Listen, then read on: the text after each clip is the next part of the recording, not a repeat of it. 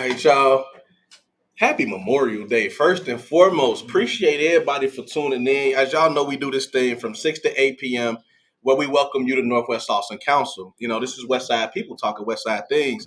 Today we got a South Sider though. You know what I mean? We not gonna boo just yet, y'all. We gotta hear him out. We're gonna hear him out. We gonna hear him out. You know, number one, happy Memorial Day for you all. This weekend started off a little rough for the city, but you know, at least I offer my blessings and prayers for more safer moving forward, so that today, the rest of today, as well as tomorrow, proves to be beneficial for all those that need a 3-day weekend for their rest and relaxation and just their mental health in general. So there's various ways of interacting with the show. We got the Facebook, we got the YouTube, and we got the Zoom. So if you're on the Facebook or the YouTube, make sure you do a few things for me.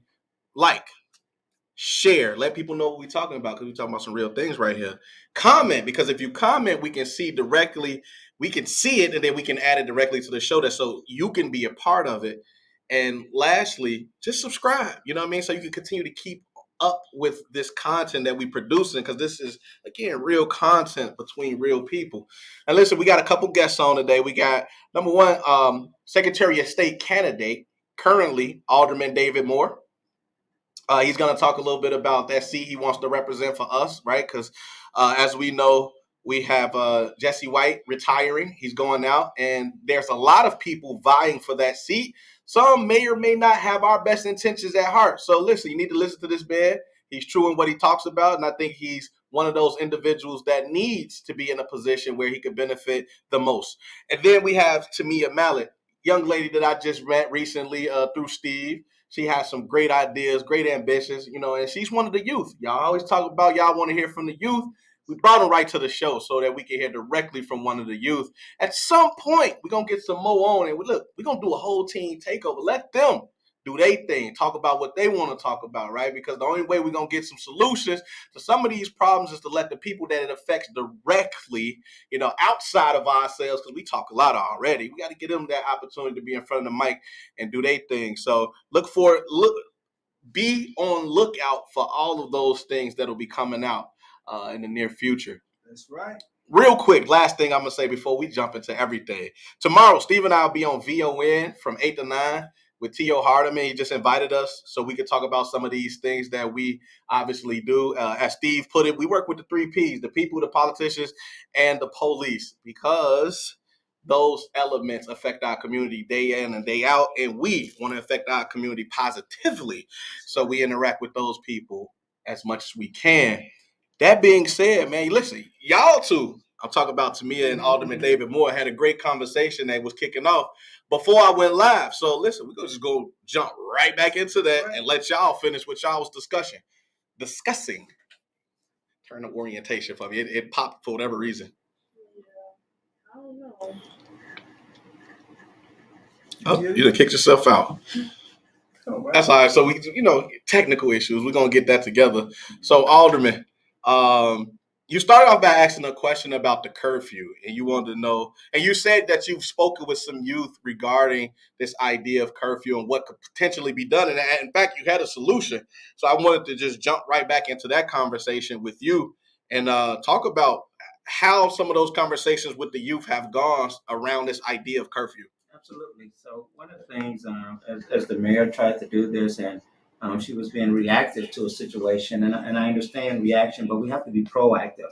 And I did not vote for the curfew. I'm going on record and saying that it's in the books, because as I was listening to our young people and our young adults, one of the things you have to listen to them, and part of that, what came out of that is, hey, identify these influencers. They were first saying, let's find these people on social media who's telling these kids to go downtown, telling these kids to gather here and gather there, and let's hold them accountable. But instead of holding them accountable from a negative standpoint, why don't we get them and put them part of the mayor's youth council, bring them on and say, hey, ask them, what are some of the things that we can do? And some of the things that I would hear was like, hey, let us work together, set up these gatherings the way we want to, whether it's at one of the parks, and then have CPD out there, because there's people like Tamia, I know, that goes down there. She's not trying to get in trouble. Do you understand what I'm saying? Right. So having a police presence would keep her safe. but yet also having resources out there for them. Won't you have a table about jobs out there when they're out there kicking it? So as they're kicking it, they might walk over to that jobs table.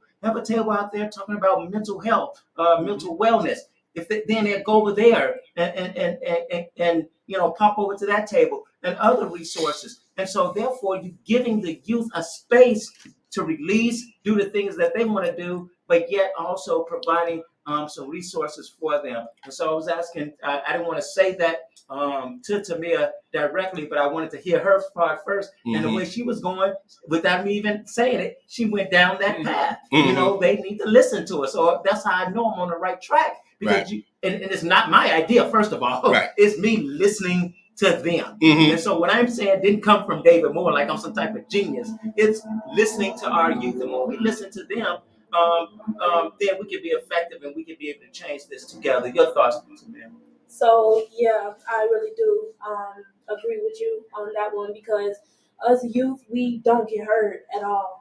Like the only thing we get seen, but we don't get heard. And what I mean by that is everything that we do either has a positive or a negative effect upon our community, on our city. No one really tries to understand why did we want to go outside? Why did we want to link up? Why did we choose to go the route that we wanted to? And then instead of us, okay, because we're kids, we're human, we make mistakes, everything's happened. But it's like once we make a mistake, y'all instantly put this thing on us like curfew. Okay, so that happened. We got a curfew. Now what's going to happen? We're not saying that we're not going to listen, but we wants to go outside. We wants to enjoy ourselves. We wants to have fun. And putting a curfew on us, that's just limiting us. So many of us youth have problems at home. So we go outside to escape from the problems. When we can't go outside, where do y'all expect us to go? What do y'all expect us to do? And that's when I really was trying to get up on a perspective of our youth mental health and youth mental health awareness. That's where I want to go to because I didn't allow either one of you to introduce yourselves. So I'm going to go ahead and get to this introduction part because that's how we met. Tamia wanted to do something around mental health and mental health awareness for the youth. And she met Steve, and Steve then was like, hey, get with DeAndre because, that's kind of his realm a little bit. As I tell people, I'm a psychologist. I'm not a psychiatrist, but I do work with individuals' minds. So it's right in my wheelhouse, and it was something that I was like, okay, I like this. I want to get into some of this. But I'm going to let Tamia go ahead and introduce herself as well as this idea of mental health and mental health awareness that she has with the youth. All right. So, y'all can hear me? Yeah, we can hear you. All right. So my name is, because my mic off, I'll turn it off. Sideways again, but because I don't know why I keep doing that. Don't worry about it. All right. So my name is Tamia, and I live in the west side of Austin, of the west side of Chicago. And so basically this summer, throughout the school year, I have so many people coming to me, and not even just friends, people that I don't even know that needs to just talk, people that I fell out with that needs to just talk, someone to listen to them, somebody to vent to. And I'm always there. I'm the type of person that I'll always be there for anyone. So basically this summer, I've noticed that and I took that into action. So I wanted to start a self-evaluation program for the youth of my community. And basically health awareness program. Because for once, no one really tries to help us with our mental health, not even the schools. See, what I mean by that is the schools gives us so many opportunities to better ourselves in life. They give us internships, they give us scholarships, they help us with all of this.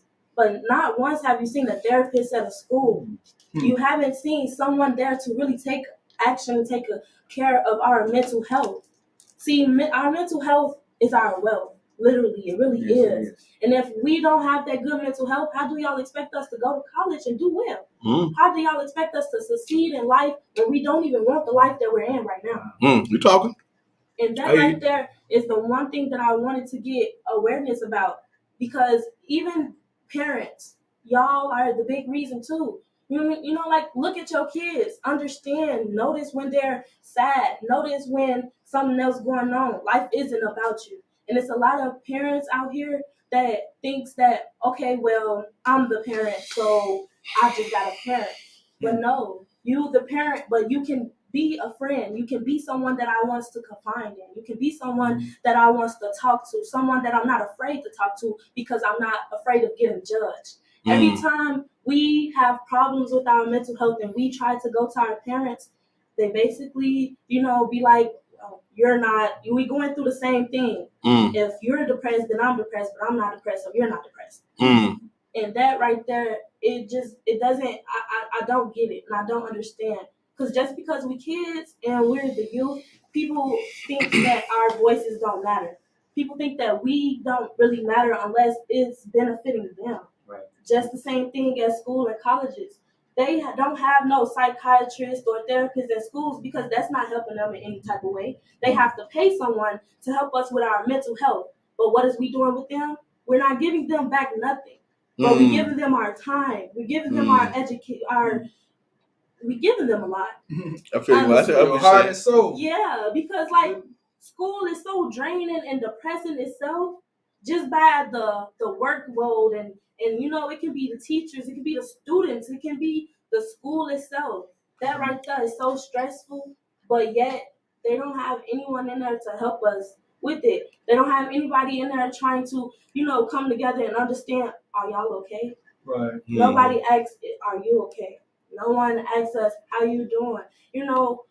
Is there anything that I can help you with? Well, let me ask a question. There was an issue about, 2 years ago about SROs, school resource officers. You know what they are, right? The guys that's usually at the front door, the policemen. And many of the students that we reached out to, they were saying that they didn't want the resource officers. They'd rather have someone that can help them with therapy or someone that can help them with their day-to-day issues, even out in home and at school. So what's your take on that? Are you for the school resource officers? Because there's two, they have the people that come from the community that help, but they do have sometimes two officers, police officers in uniform that work in the schools. I don't like that. Just because I had a bad experience with it, and not just that, it's like we're going to school to get an education, but yet we see police officers, someone who we don't trust, in our schools, and y'all expect us to feel safe. I get it. And it's like, okay, so y'all have police there, I guess, for safety or whatnot, but y'all also have security guards.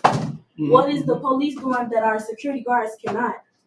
Right. And I understand where you're coming from because there was this one incident where I was in school and the teacher took my phone or something like that. I was in elementary. The teacher took my phone. I went to the office. We had an altercation. I was just gonna leave out and go home because, you feel me? I was like, I'm not gonna, listen to this. I'll try it again tomorrow. It's gonna leave out, go home. The security guard stopped me, but did not know stop where you going. It was a hey, come here, and that right there just made me pop off even more because why are you grabbing me? Right. So it triggered you. Yeah, to really pop off because you could have just, like I said, hey, where you going? And even if I didn't listen, could have went and got somebody else. Right. You, the whole grown male with guns and everything, and you just pulling me and telling me to come here. Of course, I'm gonna get scared. Well, that's pretty much what's part of the perspective from the youth that we had. We had kind of like a summit. We actually had one of the Board of Education members come and meet with us in our facility downstairs. But they were feeling the same way. They would rather have the people from the community police the door rather than having the actual police force.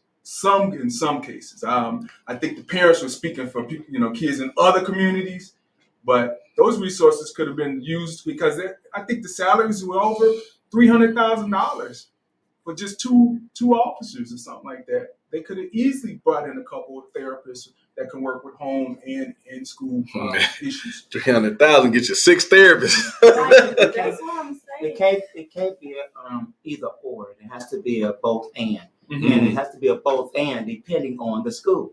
And that's I think that's what happened in some cases. It's up to the principal because each school is different. Yeah. There are some schools may not warrant, a resource officer. And there may be some schools that warrant it. And it's that principal who should know that school. There's those parents. That's true. It's those principals who's on LSC, the local school council, who should know that school. Mhm. And so therefore it becomes what's needed in that school. But it should never be a substitute for therapists. We have enough resources, and we got to direct our dollars appropriately. Mhm. And it's not like, well, you got the resource officer, you don't get the therapist. No, it's not an either or. It's both and. Right. Mhm. Where both and is needed. If Mhm. it's not needed in Austin in terms of the resource officer, then no. But yes, have the therapist there. And I'm surprised that you're saying, you're not seeing any at Austin. And I would definitely talk to one of the aldermen there, because they're not there daily. And I know one of the things newly elected president of the school board, Stacey Davis Gates, is pushing, which I support. But I thought they were at least coming like once a week or once every 2 weeks. So you're not seeing any therapists in your school at all? I am. Okay. We had someone come in from Tuesday and Thursday. Tuesdays to talk with the gentlemen, and Thursdays to talk to the girls. And that right there was a big thing. I was actually happy about that, really, because you barely see that. Anytime when I was in school, any of my other years, I never seen a therapist came in and took the time out of their day to talk to us about, our problems and give us, advice and help us with the things that we're going through. I never seen that. See, I had behavior specialists come in and talk to us about our behavior, but no one to actually talk to us on why we're having that behavior. So And I think what you're saying, but you need to see them more often, not just on the Tuesday and Thursday. And I think that's what newly elected president of CTU, Chicago Teachers Union, Stacey Davis Gates, is pushing, so that those resources where you can have someone there almost 5 days a week, and I think that's needed. I want to mention something. He said the aldermen have a responsibility to help out with some of these things. You know what an alderman is? The alderman, the person who helps over the area, right? Okay. All right, good. Yeah, you get it? So with that, I want to segue to allowing Alderman David Moore, to actually talk about, yourself, essentially. Let individuals know who you are. How did you start your journey as becoming an alderman, and now moving towards running for Secretary of State? Absolutely. I'm sorry. I'm passionate about young people. Absolutely. So I can Absolutely. skip meet any day of the week, because this is what I live for. I understand.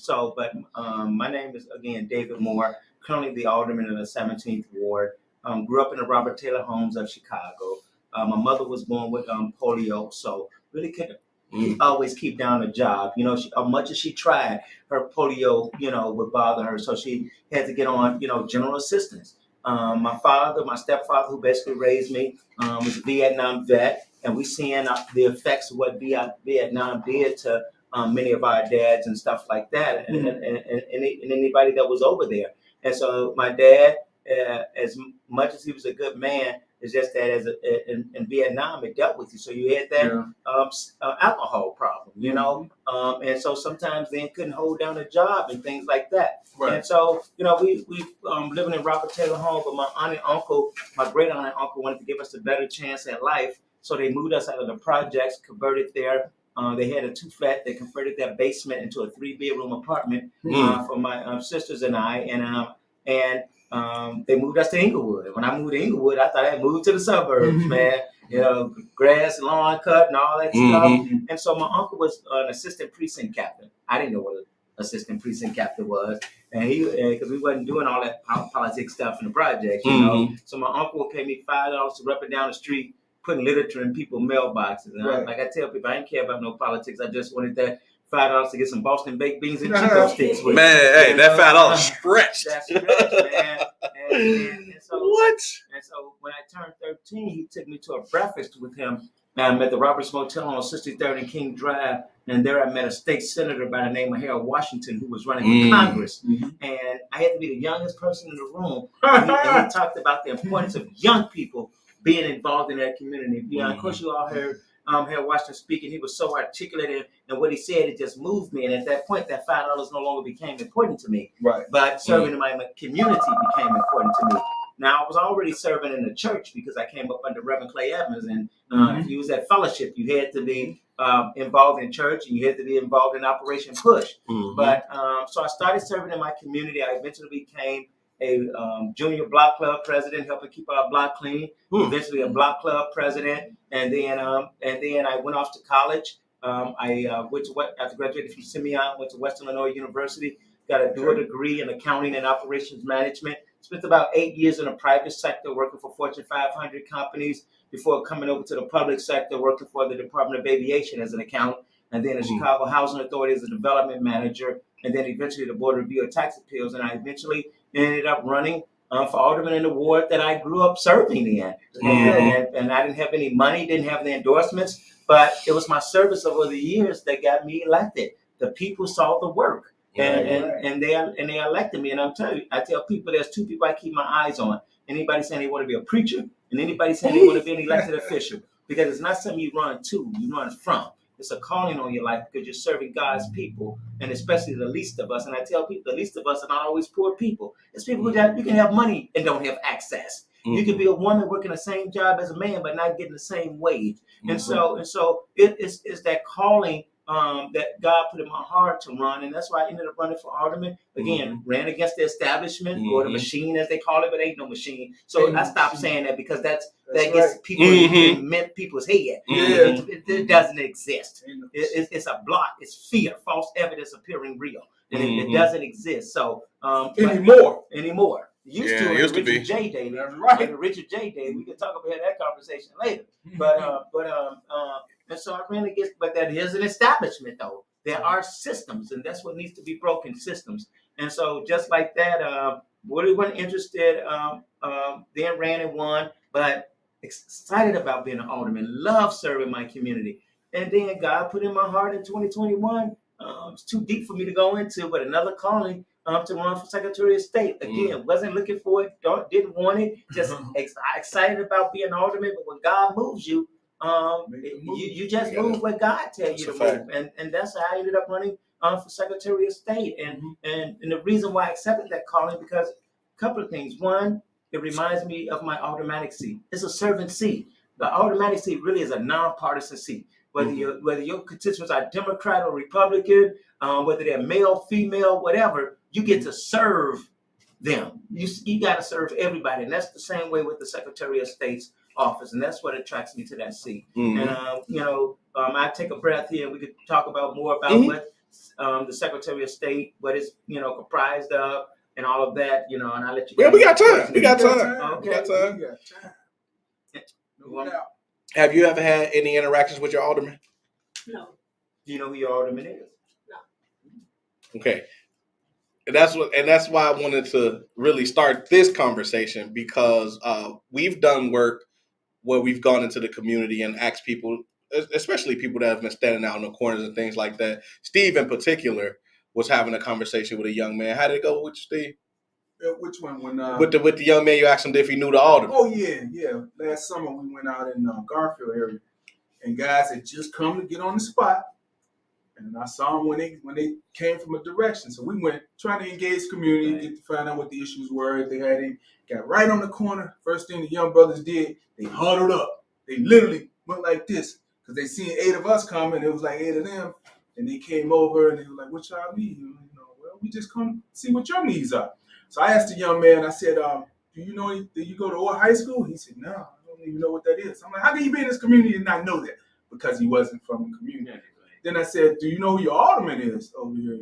And he goes, what's an alderman? Like, that guy had to be anywhere from 19 to 22 years old. Right. And I said, fortunately, I had a picture of the alderman, which was Alderman in my midst. I said, this is your alderman. This alderman takes care of all the city services right here on this corner where you're standing, the sidewalks, the lights, the curb and what have you. And he was like, oh, okay, great. But I just was hard for me to not understand that they didn't really know what an alderman was. I get if you don't know who your alderman is, but not to have any idea. You had an idea what an alderman, you knew. See, the only reason why I knew about the alderman and what the alderman was was because this group that I was in, Territory, we focused on no Territory, Helen. community. Yes, Helen.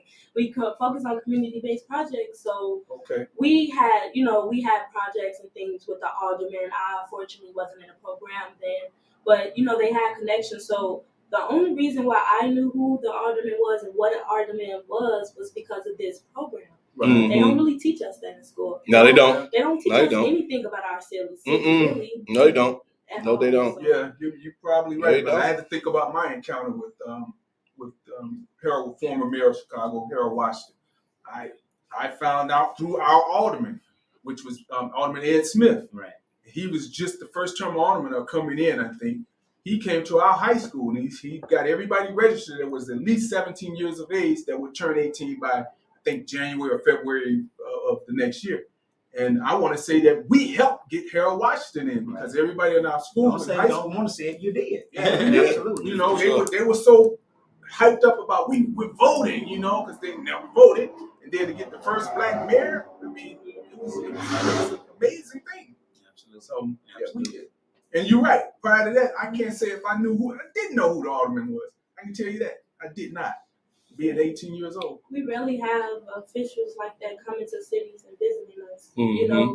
The school for events, they'll have, and I'm not complaining, but they'll have celebrities that'll come, rappers and, all of this that'll come, but just not on a regular basis have someone from the city, like from have someone that represents our city to come down and to talk to us about the things that's going on and see our voice on anything that they can need help with. It's like we are the future. Absolutely. We are most definitely the future. And what people don't understand is we are the future, but yet we don't want ours. Right. And hold on. Repeat that. Open up on that. Why you mean you don't want it? We are the future, but yet we don't want ours. And what I mean by that is mental health. That right there is one of the biggest things that's going on in with us 2000s babies, us millennials as y'all call us. Y'all not millennials. You're the millennial. I'm a millennial. Millennial. I don't know what they call y'all. Y'all Z. Z is different than yeah, y'all different than millennials. See, so and we don't see our future past 20. And that just saying with the household situations, a lot of our black homes, we need to step it up, man, for real. We really do need to step it up. And be there for your kids. And parents, look at y'all selves. Look at how y'all parenting. And wonder, how is this affecting my kids? Wondering how is this, why they making the decisions they doing. Instead of scolding them from doing it, try to see why is they doing it. It's a different and there's better ways to approach that. And to get back on the topic of what I mean by we are the future, but yeah, we don't want ours, is that we have so much going on and so much pressure on us, but not people trying to help us and, tell us that it's okay. We have to be strong for our mothers and for our siblings and for our family. So we basically have no room to be kids. Right? Have no room to enjoy life because we have to adult. That's a fact. One of the things that I always say, right, when we talk about getting youth involved, I always push back on people that say that and be like, hey, I'm 34 years, I'm a youth. You feel me? Like I'm a young person. I feel like I get technically we term youth, I guess 18, 16 to 24. I think that's typically the category. But so I will be a young person to these guys, right? But what I always stress is that you're leapfrogging my generation to get these babies involved in making decisions for that adults have, like they already are under constant pressure of having to make adult-like decisions. So I say that I say, where in these offices are the 35 to 26, 27-year-olds at? That could have these ideas to say, hey, we need to be in these social channels or produce this type of content to get their attention, right? Because as a 34-year-old, now my friends, some of them, right, are 27. I can't go and kick it with y'all though. Ain't no the only thing I can do with y'all is have some of the lingo, But y'all go, come on, old man, get up out of here, dog. The only thing that you don't understand is you can kick it with us. Okay, all right. There's so many people out here that's like me, that's way mature. Okay. Y'all know my age. I'm young. I'm a teenager. Mm-hmm. But when I talk to so many people, see, I forgot his name, but Storyworks. I was working with them. So basically, I was talking to him, and I have this project going on for Lollapalooza. They chose our school, and we're representing that. So I have this project going on. And so when I was talking to him, he was basically telling me like, I don't see you as a child. I see you as an equal. You know, he's saying like what he means is the age stigma is not really matter because when I speak, when I talk, I don't talk with age. You know, I speak and I talk with experience, and I speak and I talk like I'm 34 years old, and a lot of people have noticed that. And a lot of people told me that I'm real mature for my age, and there's so many of us out here like that is because we grew up really fast. We grew up fast. See, one thing that could be a problem with most of us is that our parents were young parents. Therefore, absolutely. Oh my God. We had to raise them. You know. Yeah. So for many of us, we didn't really have that chance to grow up and to find ourselves. We had that chance to grow up and to find our parents. And what I mean by that is we have to grow up and we have to imitate our parents and imitate a parent-like figure for our siblings. You know, stuff like that. Not really saying that I'm in that situation because my mama watching this. So what up, mama? So, but yeah, that's basically what I'm saying is that so many things going on in life, and so many of our parents were young parents that they really weren't raising us the way that they should have been raising us, and that's not their fault.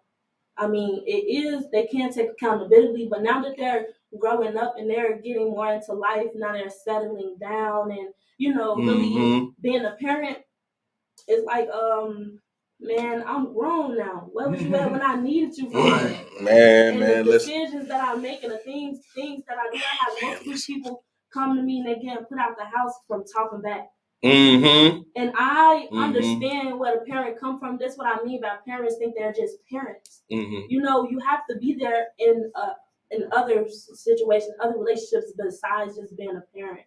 Because like I don't know if they had their relationship with their mom, it could be or it can't be, but they just have to understand that no matter if we act the way we do the things that we do, we still need that person to lean on. We still need that person to come to us and tell us they're proud of us. We need that person to come to us and tell us that you can understand that you're doing bad, but it's ways that you can put yourself up instead of you doing bad. You feel me? You need to get up on that thing. It's time for you. Okay, daughter, I see what you want. I see how you going about this thing. Come on, let's find out solutions to try to help you. That's a big thing. Right. And I keep hearing you saying parent. Do you even consider, or in your case, having both parents? No, I have my mother. Just your mom? Yes. Okay, right. Do you see that a lot with most teens or youth these days? More so? Yeah, and actually no. No? It's an equal amount now. I've seen a couple of people that have their fathers with them. And I've seen a lot of people that had distant fathers but still active fathers. And I have a lot of them that just have their mothers, you know? Right. And that right there can obviously make a big difference and play a huge role upon a person's life. It really can. Just more ways than one. Yeah, my friend and I, we were just having this conversation, and what people don't realize is that at every generation or two, the maturity levels are different. We can't act like that. At least I'm 56 right now, and trust me, my 20-year-old self was not my parent 20-year-old.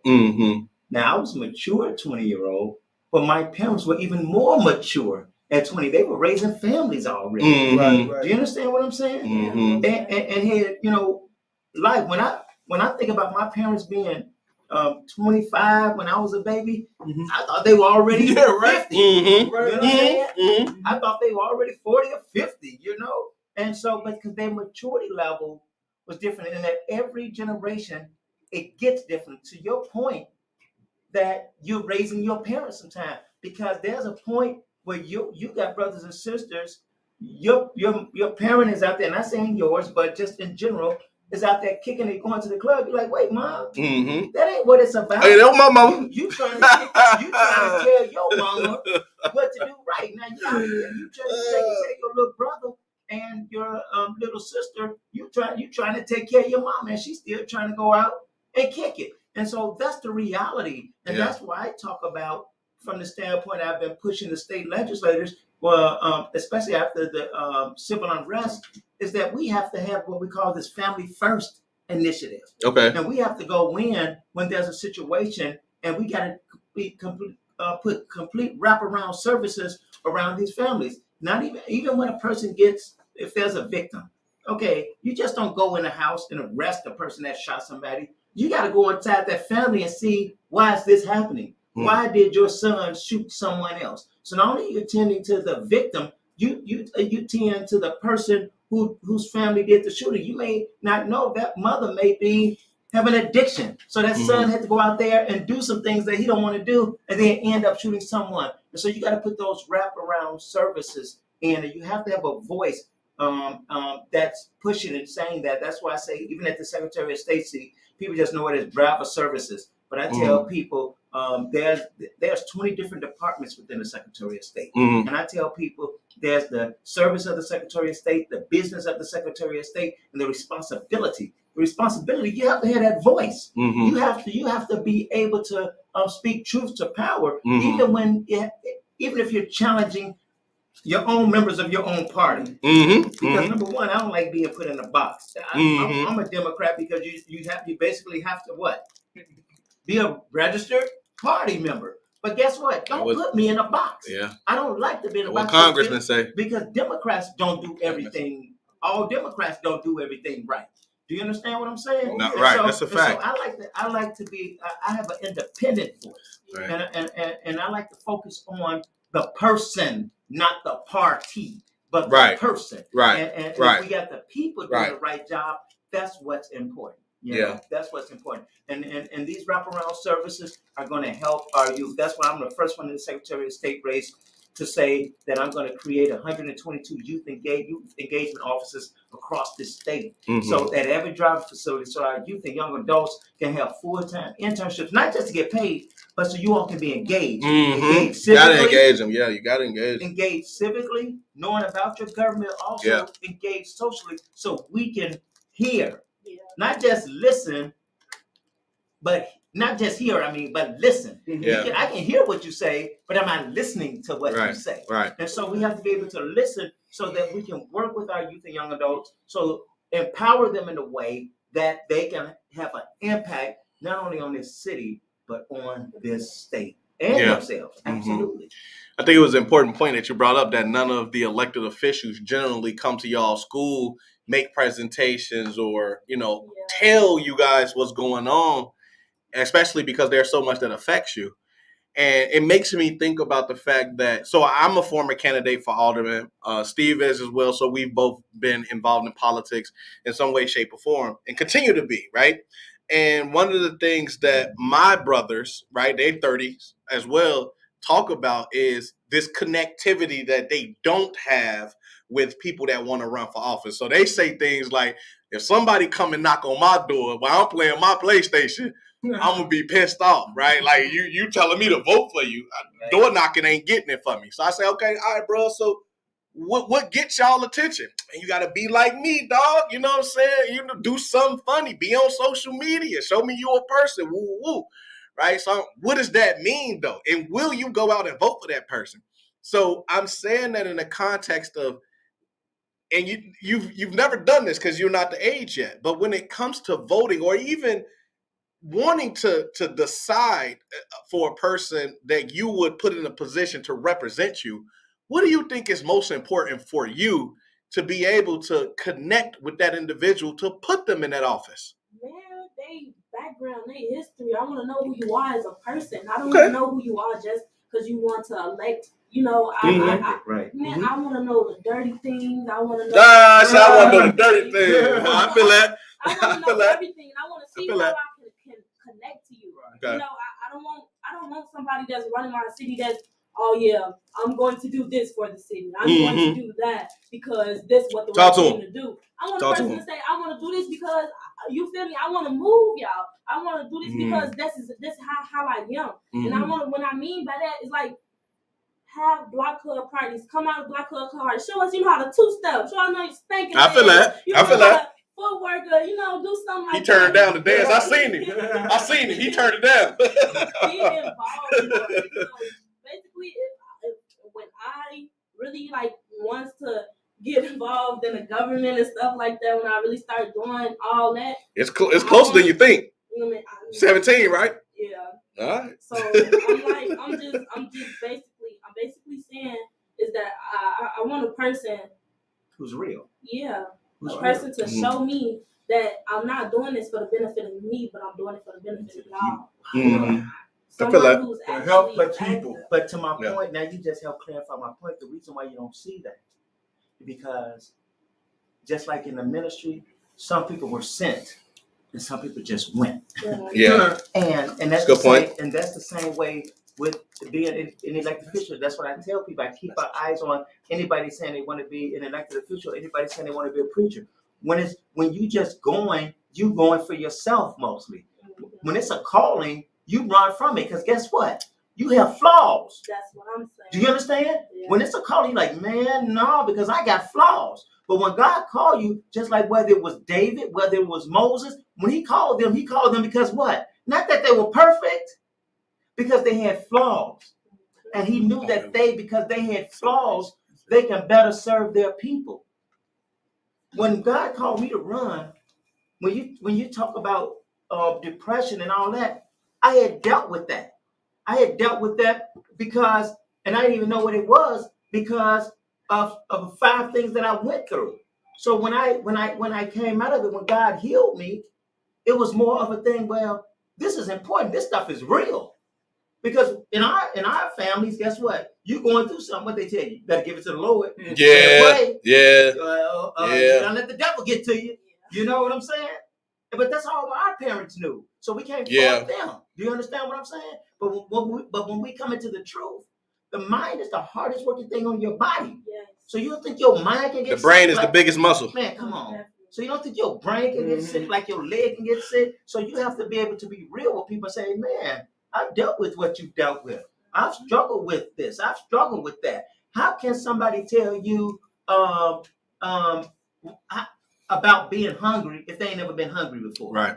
How can somebody tell you about being homeless if they ain't never been homeless before? And so to your point, show me you. And most people who are running can't show you them because they're not real. That's why sometimes even when I used to get upset, but I know we have to have people come to the church and speak and stuff like that because that's where the community is, and I'm okay with that. I like it. Give me money. I don't give me money, but I still want to give my money.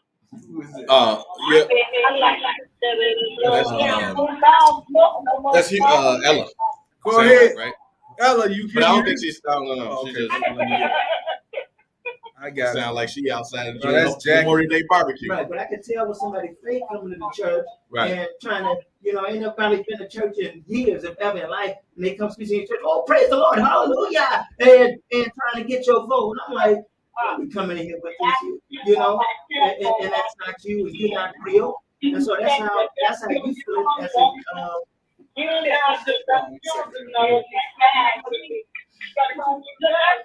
Okay. Jackie, I can hear you. Can't get him.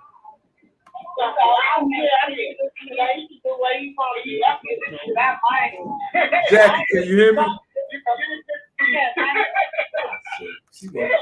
Jackie, get clear.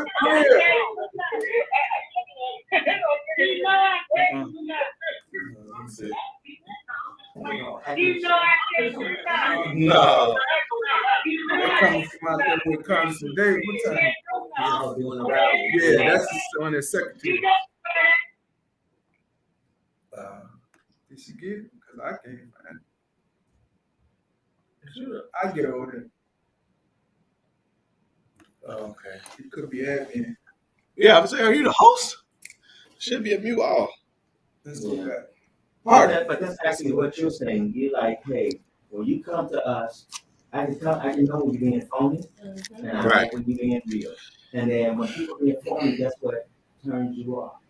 And then they put everybody in the same pot. Like it's all these politicians. Yeah. It's all of them. But I encourage people not to put everybody in the same pot. But you're gonna see that real one. You still vote. You still make a difference. And then you become that change. Mm-hmm. You know, how many times have we said, man, if somebody just came out of us, if somebody was real like us, and then when you get those people, those are people that you have to make sure that they get elected. They're not doing it for themselves. They're doing it for the people. That's right. Absolutely. For the people. I don't want to turn the conversation, but that reminded me when me and Steve was having a conversation.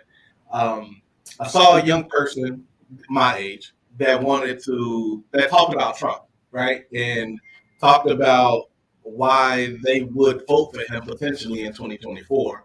Now, I understand the inflammatory comments and everything that he makes and essentially what he stands for and who backs him, right? But I think, speaking to your point, people was infatuated with the realness of Donald Trump. That's right? what they were. And I told Steve, I'm like, if we could get somebody from our walk of life to have the realness of Donald Trump, wonder how far could that person get? Really far, because y'all saw how far Donald Trump went and the things that he was going to send people.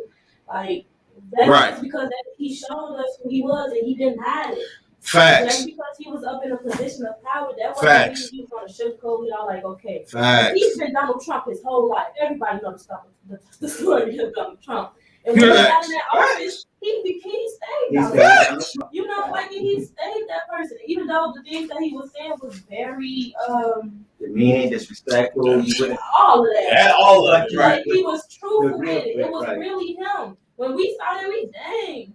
Okay. I try to explain to my older counterparts all the time why younger people in my age and hell sound like y'all too was so attracted to this guy. And they just can't understand. I said because the man said what he was gonna do and he did it. And then again, we know the whole history and it is what it is. And I'm still gonna run for president. That's what I'm saying. Yeah, we know his whole history, but yeah, he was able to be president. And even the Republicans. What did he say? He said, if I was to run, I would run as a Republican.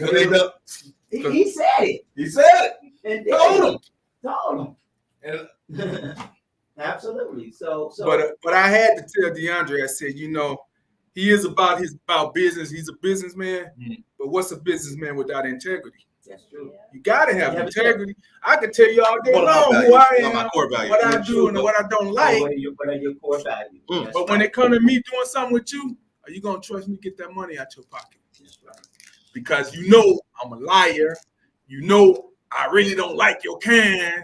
You know, I mean, now you get business without integrity means nothing, and that's what I was going, and that's what we're lined up with this in the Secretary of State race. People counted me out. You didn't have enough money. You don't have these people endorsing you. Of course, people would have given me money if I would have sold out. But before I sell out, I get out. And I'm not married to the position. I'm married to the purpose.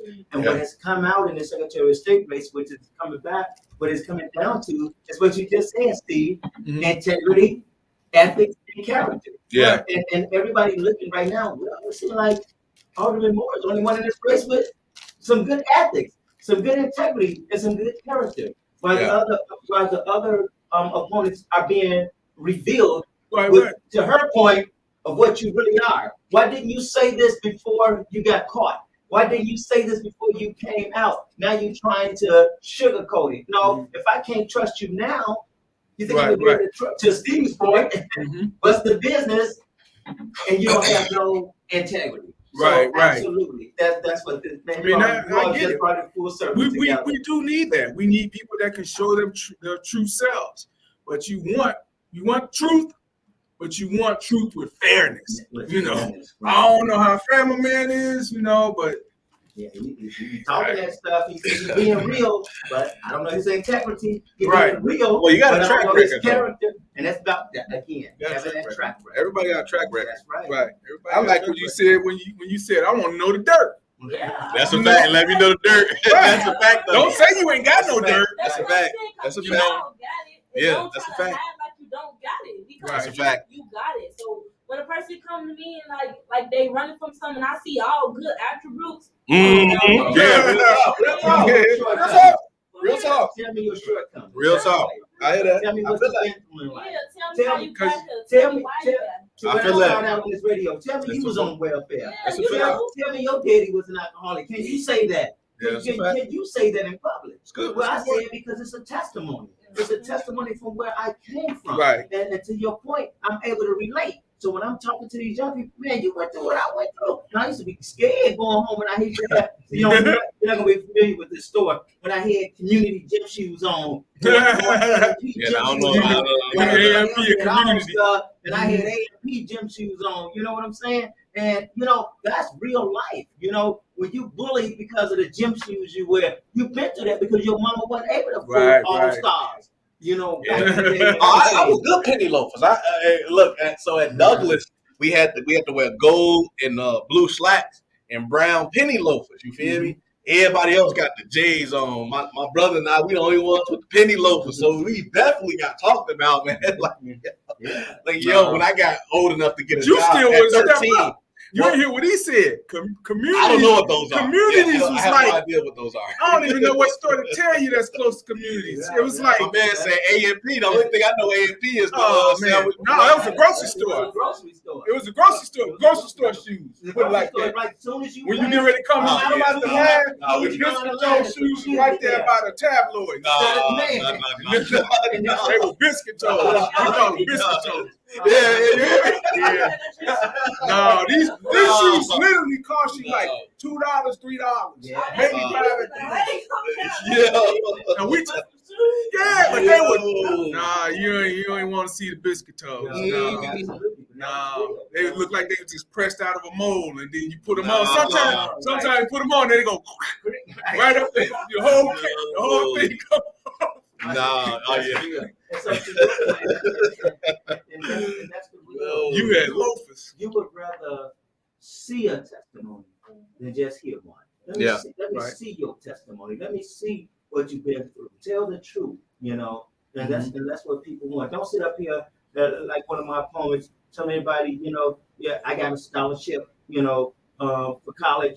Well, that sounds good, don't it? Well, tell them what kind of scholarship it was. Be honest about it. Say, hey, because of my family connection, I was able to get a legislative scholarship from my state senator or my state representative. But that's not your fault. You understand what I'm saying? But people, it's not your fault. I'm not saying it's a bad thing. I wish I could have got a legislative scholarship. I wish my family knew a state. Real talk. That well, or that they did political work that well, or gave donations that well, that they would have gotten me a political scholarship. I'm not saying there's nothing wrong with it. I'm saying be honest about it. Don't sit up and say I got a scholarship and make sure everybody thinking you got a like a education, like an academic. scholarship. Yeah. Then the reason why they cut out the legislative scholarship because they thought they knew it was fraud, Yeah. and stuff like that. So tell the truth about it. Learn how to lead and not mislead. And that's what we got to do. And that's what you said. Be a real leader. Don't be a misleader. Yeah. Alderman, let's talk a little bit more about your plans now that we get into, what's more your plans as Secretary of State? Thank you. So, like I said, I see the Secretary of State in 3 buckets. The service of the Secretary of State, the business of the Secretary of State, and the responsibility. Let's start with the service of the Secretary of State. More than anything, this seat has to remain a servant seat.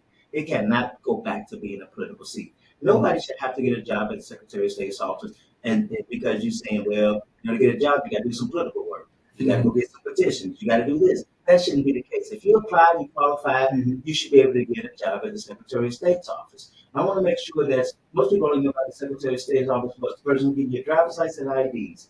There's 20 different departments within the Secretary of State's office. If people didn't even know, all of us who were running, being honest, we didn't even know that the Secretary of State was the state librarian. So So that person that can get grants and get resources to bring to the library, to bring, as I've been talking to youth, bringing VR technology to the library, things that they don't have at home, so that they can see and expand the use of the library. Some people don't have broadband access at their house, making sure that we have broadband access at our libraries where people can come and get on the computers and do the things that they need to do, whether it's schoolwork or any activities that they want to do on it. And so that's why I want to make sure that we're transparent in all 20 departments. People don't know that when you start a business, they're like, you're on your way. It's probably when they start your business, you got to go through the Secretary of State's office to do your incorporation. And so you want to renew that. Right. So you want to make sure that you're not standing in long lines dealing with all this paperwork that is successful. So we can modernize the Secretary of State's office. And so I want to make sure that we're transparent, but also that we're providing equity in hiring that I talked about, equity in contracting, making sure people can get contracts, and equity in providing services throughout this the Secretary of State's office. Then you hear me talk about the business of the Secretary of State. I have a dual degree in accounting and operations management, which I spent 10 years in the private sector. You need someone there that's a fiscal manager, making sure that we keep these fees low, but at the same time, running an effective, efficient operation where we can find cost savings. Everybody knows that there's waste in government. You have to have too much. You just have to have the political will to, identify it, and so that we are being responsible to our taxpayers. I'm the first one in this race to talk about doing digital license plates as an option. Right now, we have an epidemic right now in Chicago of carjacking, right? Yeah. And so California, Arizona, and Michigan already have digital license plates. These digital license plates can serve as a mechanism that if your car is carjacked, you immediately call the number, put a code in, and guess what? It's going to flash? Stolen. Okay, and so now you can begin to apprehend the people who are carjacking to hold them accountable, not just for the focus of arresting, but I want to use it for deterrence. If a person knows there's a 90 to 95% of them chance of getting caught in that car, guess what? They're not going to carjack you. And so I want to make sure we're doing that. And it's a cost savings, a $250 cost savings over a 5-year period. Also, it's a a revenue opportunity because guess what we got on the streets, you all? A lot of uninsured motorists. When you're insured, you're paying your part, but you got a lot of uninsured motorists are not paying their part. It will cost you if they hit you. And so one of the things is we can get that revenue in by getting more people insured, and that's what that digital license. So the $250 savings comes from your insurance savings. Where does this come from? No, this comes from the cost of the not having a print license plate. Okay. It'll be a digital. You got that digital license plate. Right. And so instead of constantly going into the Secretary of State's office to do your renewal, going again into the Secretary of State's office to do your registration, going again into the office to do your titling, all that can be done from the what does this look like? I'm trying to picture what it looks like. Question. Is it the simplest form that I'm going to show you here? The simplest one, you ever drove follow the back of a bus and you see the scroll on the back of the bus, say number 9 and all that. Right. That's all it is. Okay. That's like your phone. It's set into your car. And so same thing, and you have your license, it'll have your license plate showing all the time. But at the bottom, say if it's stolen or if it's uninsured, it can scroll out. So it's almost like reading a barcode or something. Absolutely. Okay. Absolutely. But it's a digital plate there. Okay. On that digital plate, your license plate will actually show digitally. But if it's stolen or carjacked, it'll come across. It'll come across, and I'm behind that car driving. Right. Ooh, it says stolen. Me, I'm getting so anybody can see it. That's anybody can see it, not just the police. Anybody can see it. So I'm getting on that phone call. The police, there's a car in front of me. I'm on out of it, and now these people get apprehended quickly. So, but what it do is what I like, because I'm not about just total incarceration. But if you do the crime, you do the time. But my thing is, what I'm about is deterrence. So now she's not even put in a position where she's getting carjacked. Her life is not dangerous because everybody's like, man, she got that digital plate. We ain't touching that. Right. I have a question. Why do you think the city never wanted to? Because you said other states and stuff went forward with this. Because I don't have a car, but I've been with my mom multiple times when she had to pay like $1,000 just for the title, just for the license plate, and just for the sticker, right? And all of that. So I feel like I'm not gonna cap this city real money hungry, and I feel like that's probably maybe like one of the big reasons why they didn't do that, because you said it saved 250. So why do you think that they saw other states with it, but never tried to put it in? Right, and that's what they were supposed to roll out. This at the state level. So it's at the state level.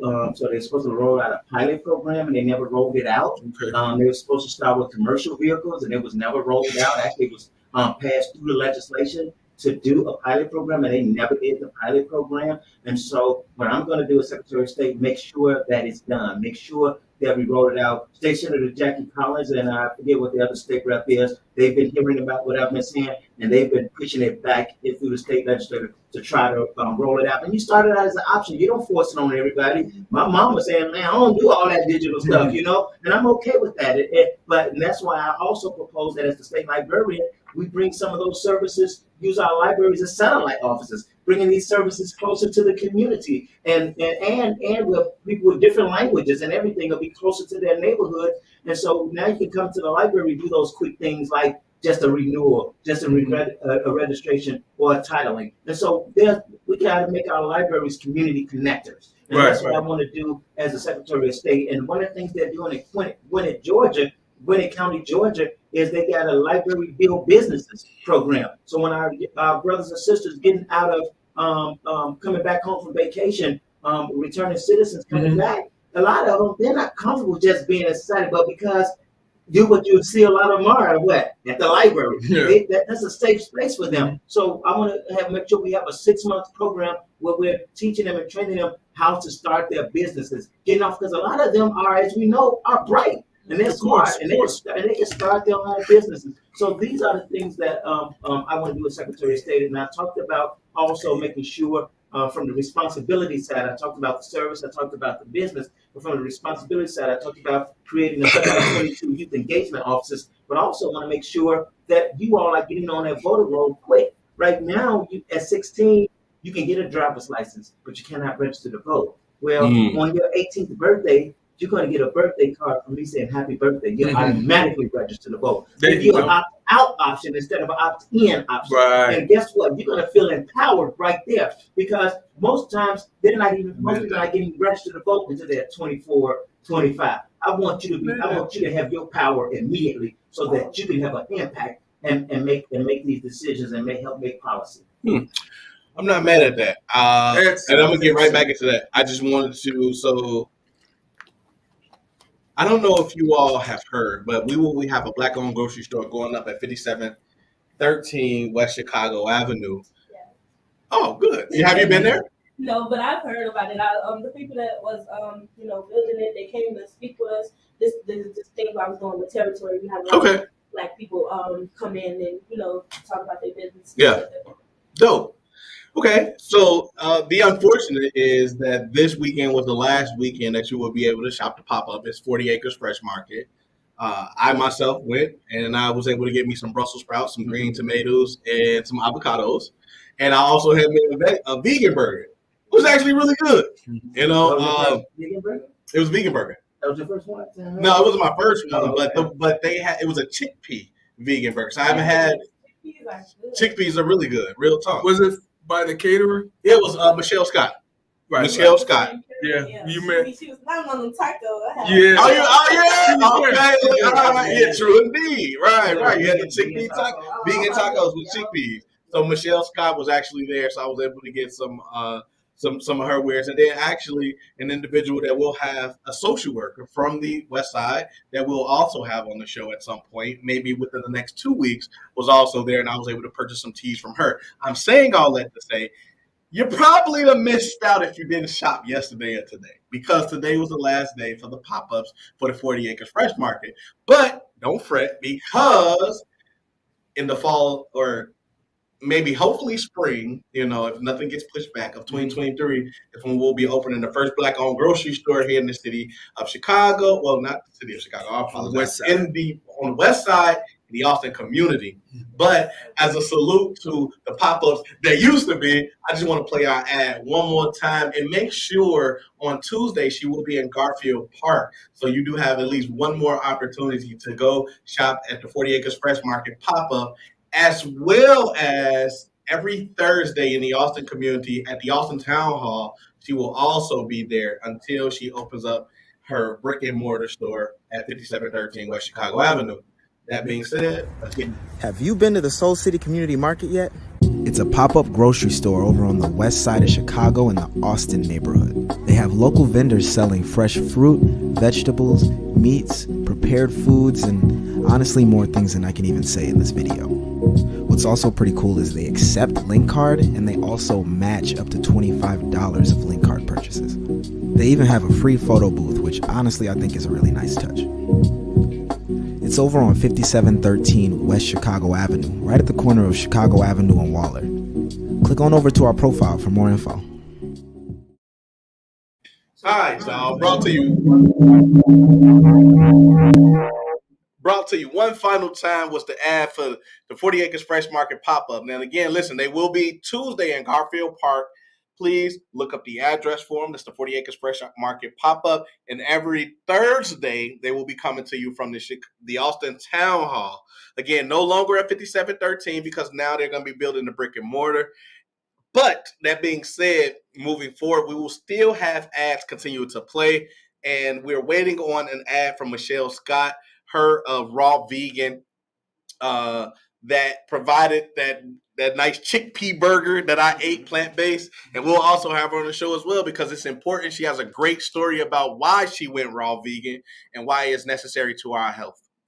Now, they were saying in a commercial that if you use your link card, you spend $25, we'll match it. Yeah, $25 link per match. Yeah, so that's sir. What does that mean? Link match. So if you spend up to $25 worth of fruits and vegetables, or even meats and things like that, then they will match you up to $25. So 25 for that 50. Right. Like, I don't know if y'all ever did it, but I definitely, hey man, he go to look 50 for the 25. Now I used to do 35 for 50. I had some friends, man. You're losing them. That's too much info. No, but I had some friends, man. It is, but I had some friends that really need it. We don't do it no more now, but No, but they said, I'm just trying to understand because when they said they'll match it, so if you spend $25, they're gonna on your link, and then they'll give you up to $25. So you're buying fruits and vegetables, you're getting 2 for 1. Oh, so they're gonna give you. So they're gonna give you another $25. Yep. That is awesome. Yep. Right. That is awesome. So you're cutting the prices in half, literally. Yep. But you just. You can make that money stretch, and we need it right now. Get that produce moving, right? Absolutely. Yeah, we need that. We need that right now. That's a good deal. Absolutely. You got to encourage them to come to those stores rather than some of the other, neighborhood stores who do not have those fresh fruits and vegetables that they're providing. Right. That's good. That's absolutely. Now, Alderman, I want to ask you a little bit about the Alderman job. Come on, dude. Let's talk about your ward. What's the boundaries on your ward, literally? 17, right? Yep. 17th ward. The boundaries are 63rd on the north. Okay. To 83rd on the south. Okay. Lafayette, by the Dan Ryan on the east, all the way to Central Park, past Kedzie. And so Jesus Christ. The best way I tell everybody is my ward is larger than Calumet City. And I have, I'm probably down to 49,000 residents, but still larger than Calumet City. And I serve 5 community areas: Inglewood, parts of Inglewood, parts of West Inglewood, parts of West Chatham, and parts of Auburn Gresham, and parts of Chicago Lawn. And so it's a huge area, but one that we've came and we've done everything so far that I said that I was going to do. What did you say you were going to do, David? When I came in as alderman, I had 3 things as a litmus test for me in terms of my success as an alderman. 1, making sure that I'm accessible to my constituents and that I'm providing information and education. And where's your office? On 79th and Ada, on the corner of 79th and Ada, 1344 West 79th Street. The next thing I said I was going to do is make sure that I bring economic development to my community.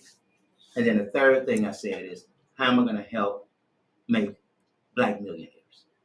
How am I going to make Black millionaires or enhance Black millionaires? That was my litmus test for being a successful alderman.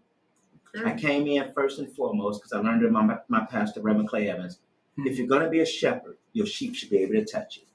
On my card, my business card, is my cell phone number. I use it.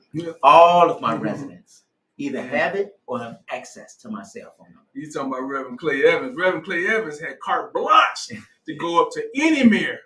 I used to be downtown, Clay Evans, going up in City Hall. Where you going?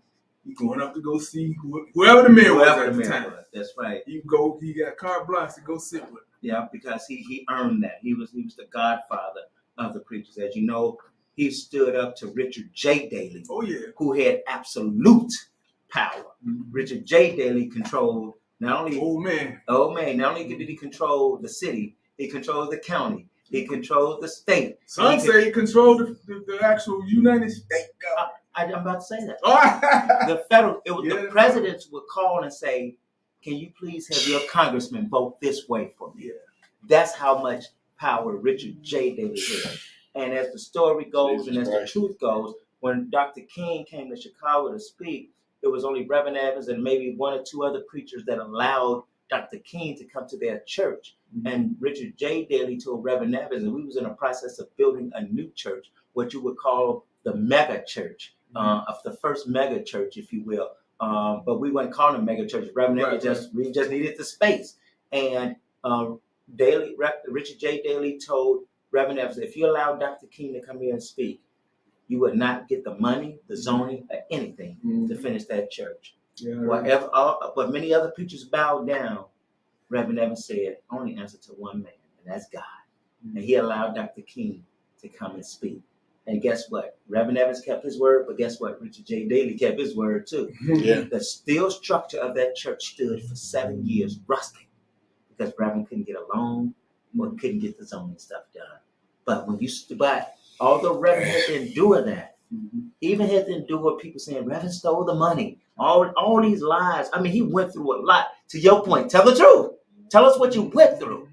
Reverend Evans went through all of that, but yet he sustained, and God kept us. That we were able, although the steel was rusting, it did not give in, and that steel stayed so strong that we were still able to build. And that's the fellowship of 45th and Princeton that you see today. It's the foundation of that church that stands on truth. And so that's what I grew up under. Yeah, that's what Reverend Clay Evans known all over, international. Yeah. And that's what I came up under. And that's why I don't sell out. I know because God will take care of me. And that's why I came in.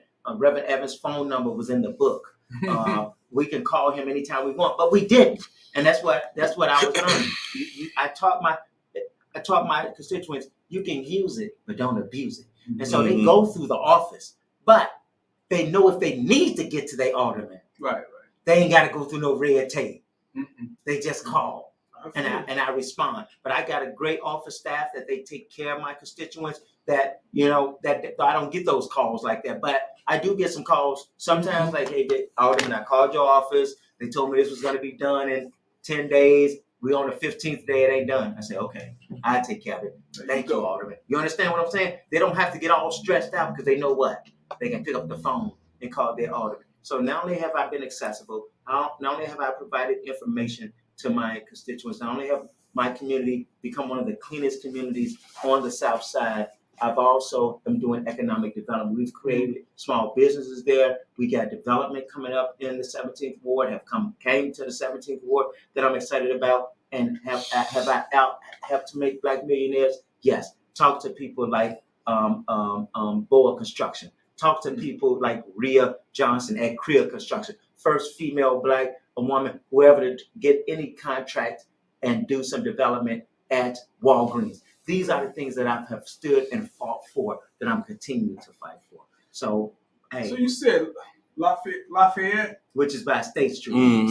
So one side is State Street on the south side is Lafayette. Okay. Yeah. The other side is State Street. Okay. So I don't go east. So your ward kind of meanders around? That's a big, it's Central Park? Yeah, Central Park is big. That's coming back west. It's coming back way west. Yeah. So I'm like 0, 100 west, which that is basically Lafayette and State Street. It's like 100, right? Right. Right.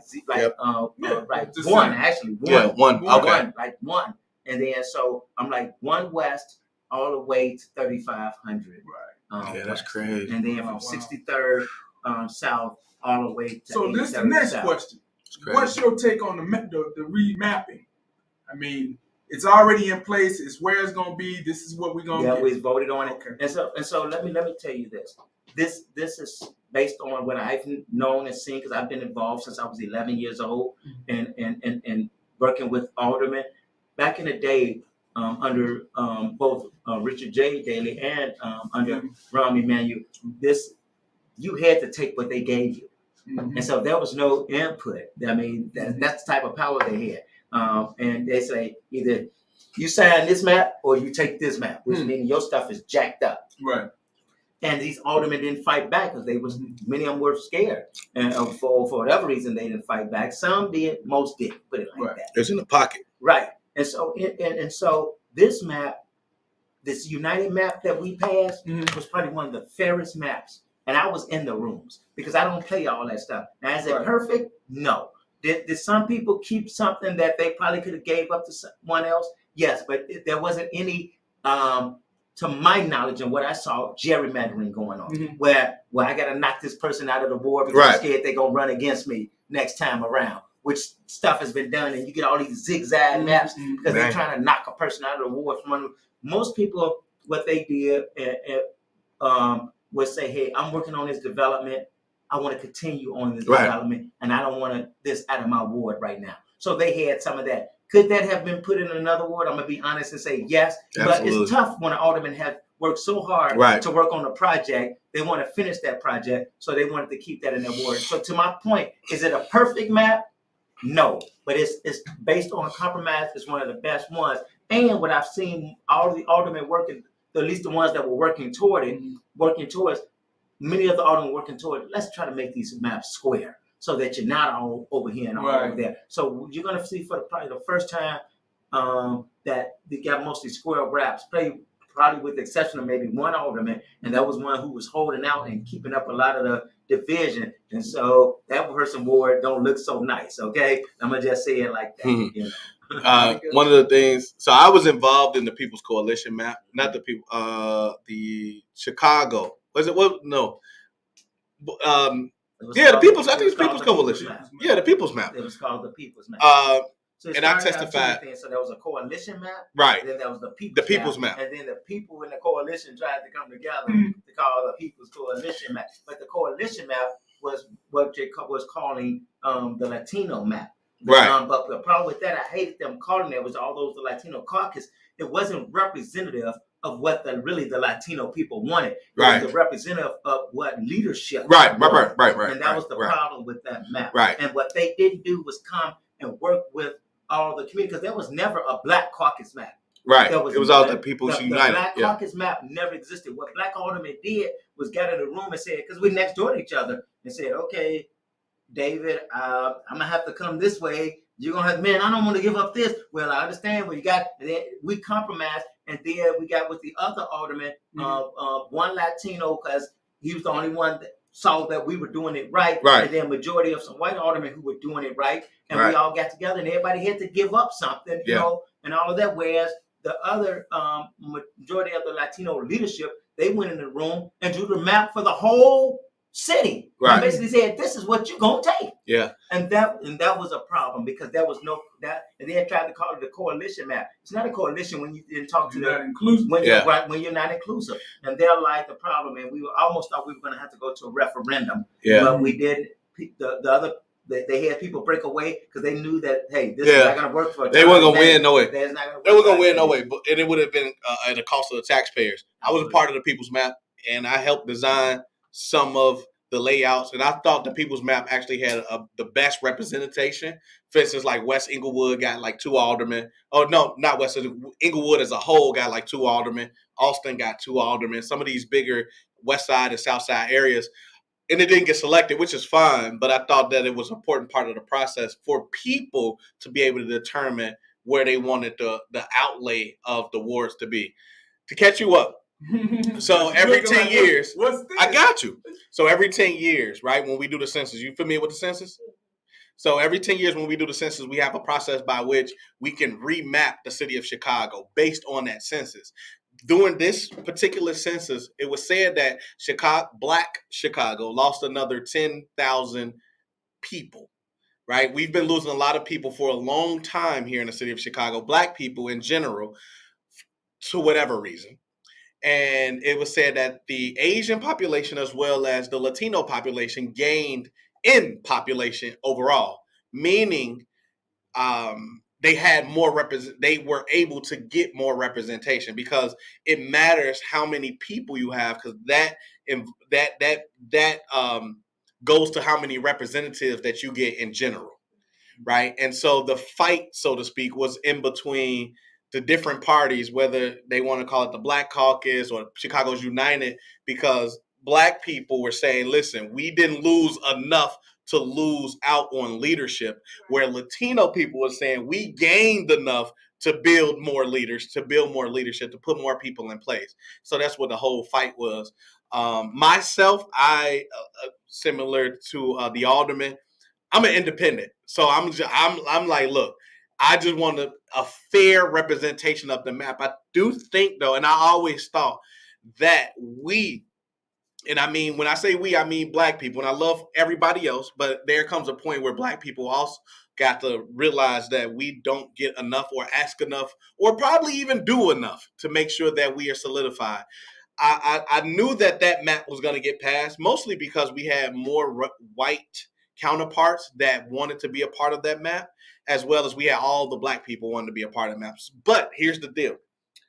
In the next 10 years, if the numbers continue to trend the way that they are trending, Black people will know, first and foremost, we're no longer the majority minority here in the city of Chicago, depending on the census. Now, there was about a 4% undercount of people that just came about. They did say that. Yeah, that just came about. I understand And it. there was no idea we gained population. They're saying, really. But I just felt like this. One of the things that I was saying that I hope does not happen is that we put this map in place and then we leave the same leadership in place.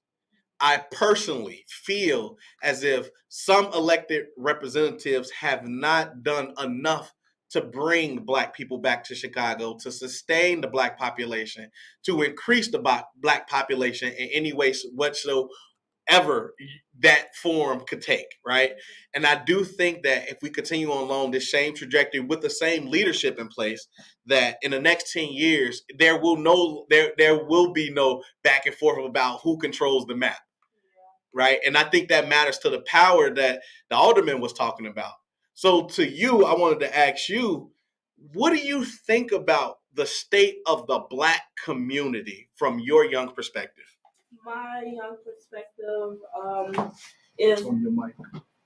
is that A little, it's too loud. Oh. so basically really is that, like you said, we don't advocate for ourselves. Mhm. Therefore, people just say, forget us. Mhm. We killing each other off, we doing this and doing whatever. So they're basically saying there's no reason for us to help. There's no reason for them to help us. And when I was doing my program with Territory, we work in the community program. So we've been trying to put peace circles in the community. And with that being said, we had to know what the community wanted to think. So we did multiple programs and things where we had the community to come in, and we had one time we had a pop-up shop at Columbus Park, and I was going around giving people, giving the people ideas on what they wanted on the peace circles. So it's a lot of it was a lot of them that was saying that was like, twice as my age, that was basically saying that we basically need help, but we can't get that help if we don't try to look for it ourselves. And it's like that we got so comfortable with the way we're living that we think that it's okay.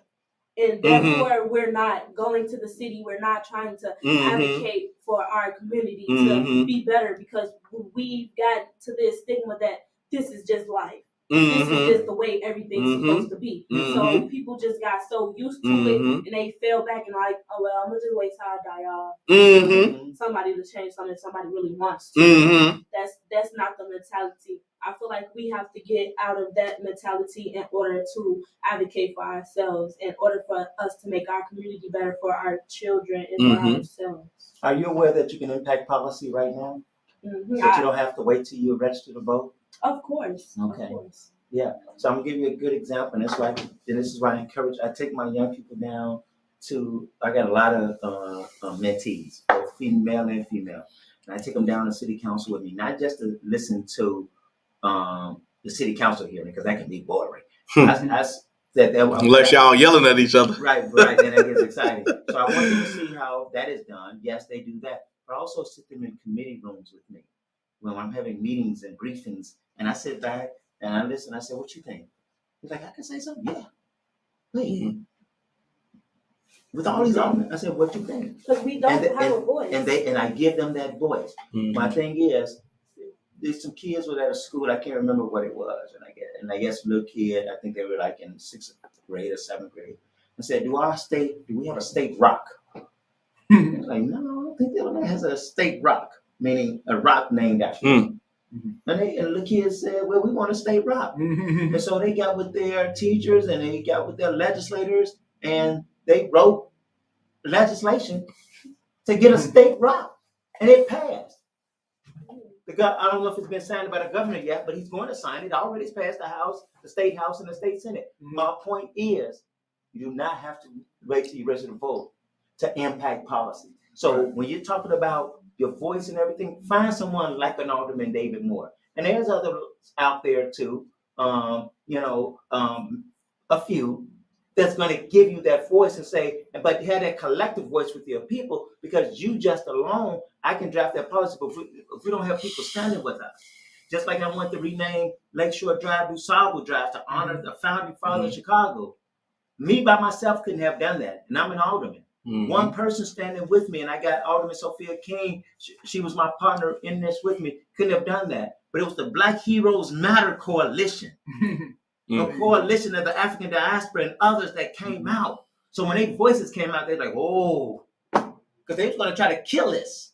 Just because David was presenting it, he just, something again. They called me crazy in city council. You always gonna get called names when you're fighting for the least of those. Real talk. Jesus got called crazy. Real talk. Because he was a prophet talking to the prostitute. Whoa, you don't talk to the prostitute. Right. Yes, we do. Right. That's who need to be saved. Right. And so David get called crazy when I'm fighting for the least of those.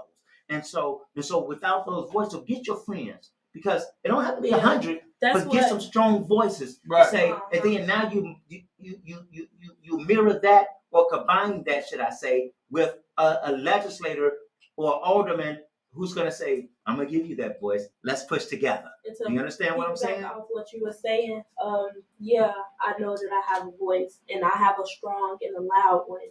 And what I mean by that is the words that I say and how I say them moves people, and it has a connotation and a positive connotation and effect upon that one. And why I'm here today is to speak out for my youth. I'm here for us. I'm youth of myself. I'm here to let everyone know that we are the future. So everybody needs to start to be invested in us. Because if we die off and we do this, who's supposed to run this world? Who's supposed to be state senate? Who's supposed to be the government? It's us. We are the future. We're going to be ahead of that. So I've talked to multiple people that's in way higher situations and that's in better other positions. And I talked to them and I let them know, and every time I got the same feedback on how I am, the words that I say and how I say them is so positive. It gives people chills. And I can show you guys videos on things that I did and that I feel like that'll move you guys as well. Only thing that I'm hearing, like, if I can be up on the show again, I most definitely come back with my people to let them know. Oh yeah. You feel me? So we all can sit down here and explain on how mental health in the community, and not even just in our youth. Our mamas need it too. Right. Our fathers need it. Right. In order for us to start with ourselves, we have to start with our parents. Yeah. And that's what I mean. I can't advocate. I mean, I can, but I really can't advocate for the grown people because they have them people advocating for themselves. We have nobody up in here that's advocating for us. Right. We have nobody that's in here just really like, yeah, you know what? The youth need this. I feel like the youth should be given this. No, we don't have a voice. We don't have anything. The only thing we do have is our actions. And when we do put our actions into play, that's when y'all jump up off our actions and put city curfews on us and keep us out of downtown. Like, how y'all saying that we can't go in our own city? Mm-hmm. We can't be in our own city. Really, y'all limited us to be downtown. And when I heard that it was a curfew to be downtown, I just feel like y'all just really trying to keep the ghetto in the ghetto. Mm-hmm. I think they curfewed the whole city, didn't they? Yeah, they did. Yeah, Yeah. the whole city. Yeah. They did. Well, but still, But then if you but you the can't be perception was because it happened right. downtown. Yeah. And so and that's where the young people took it, you know. And so that's why they said they didn't go down there like yesterday. But it's not even just because of curfew, because you challenge these kids, they're gonna do.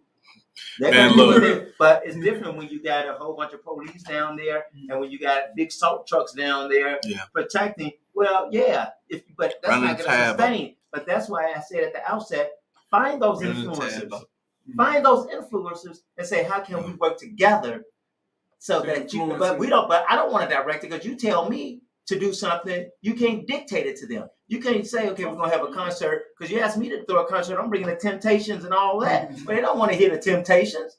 You know what I'm saying? But I'm saying I want to hear your voice. Get a little Dirk in there, man. Get a little Dirk. Yeah, I want to hear your voice. You know, they may say, hey, bring Bill Biv DeVoe.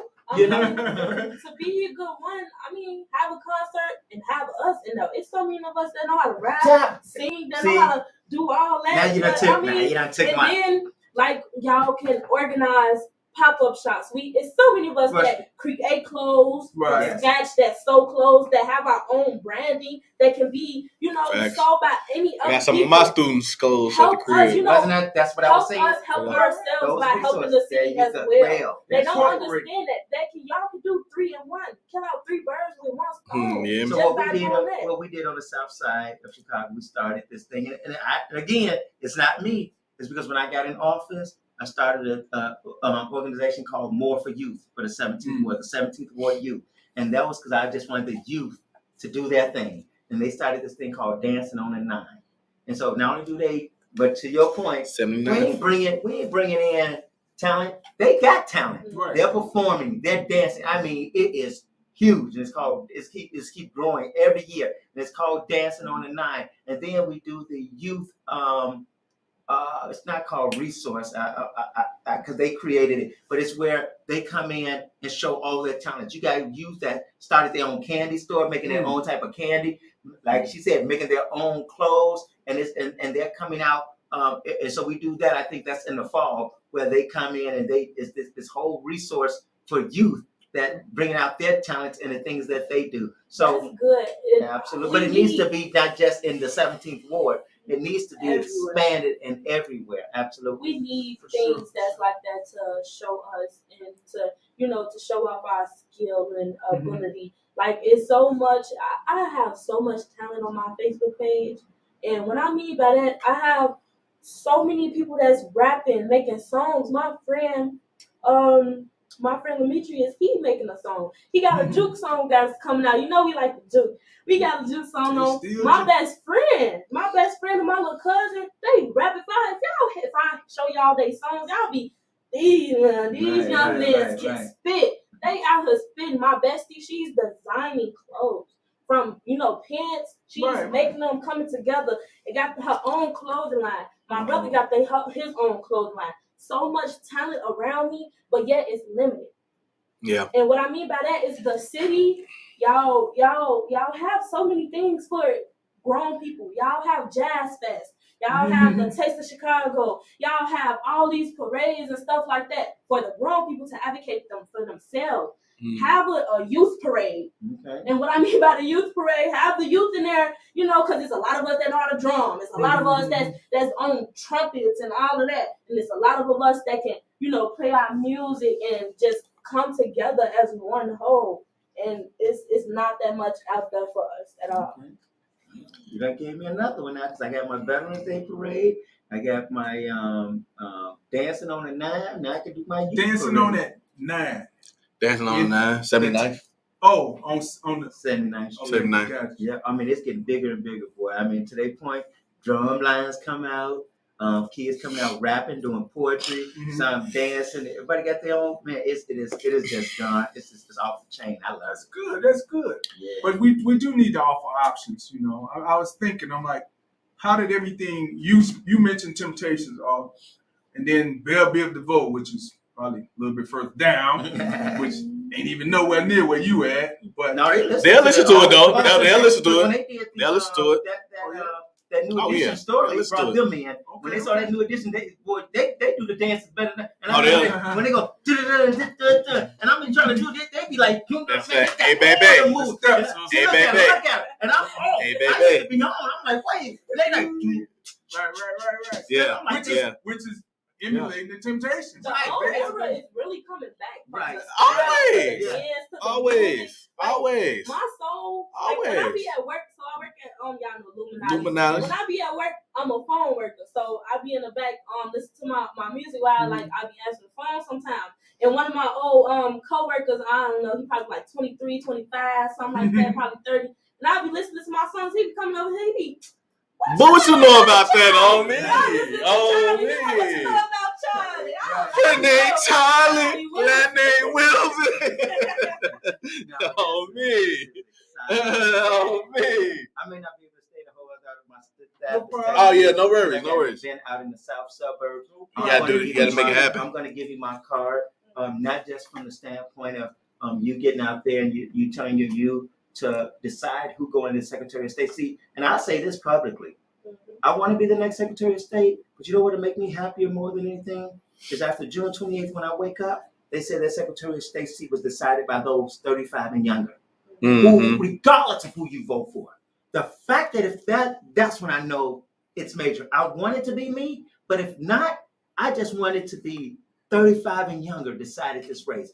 This race is the most critical one out of everything. The governor is probably going to end up being the primary because he don't really have a primary opponent. I think we got young lady Beverly. We got Beverly Miles. We got Beverly Miles. But honestly, we understand. I appreciate Beverly running because there should always be competition. Yeah, but we understand. He probably end up. That's a billionaire. He's gonna. That's a billionaire. He's gonna already probably end up with the nomination. State treasurer, I don't think has an opponent. The comptroller doesn't have a component. So the competitive race here is this Secretary of State seat. So I want young people to look at it and decide, hey, this is who we're going to decide. I'm telling you, I want it to be me. But if it's not, I just want you all to vote and decide who goes in that seat. Right. So when we wake up after June 28th, they say, wow, this election was decided by those 35 and younger. This is where you all can make it. This is a race where you all can make a statement in. Please make it. Get on your Facebook. Say, let's look at the Secretary of State race, you all. Let's decide this race. And that's why I even tell other people who say they want to change aldermen and all of that stuff, don't be trying to take out 7, 10 aldermen at a time. If you feel somebody not doing right, focus on one. Show a power. Then that's when everybody going to wake up. The object is not to just replace somebody. The object is to change mindset so people can focus. Shape them up. So when you take out one, guess what? The other was going to shape up. And that's even at the state legislature, everything. Everybody always said, well, we're going to remove this person, then y'all going to end up removing nobody. Right. Nobody. I want to give you the ISO screen. I want to give you the ISO screen. So before you got to leave, you can get your last message. But I just want to make sure, listen, this man is who he say he is. I went to a lot of black elected officials when I tried to run for alderman. And I asked them, what does it take to run? They was giving me some cookie cutter answers. They talking about organized. What does that mean? Right. What does that mean? I'm 26? No, 28? Doesn't matter how old I was.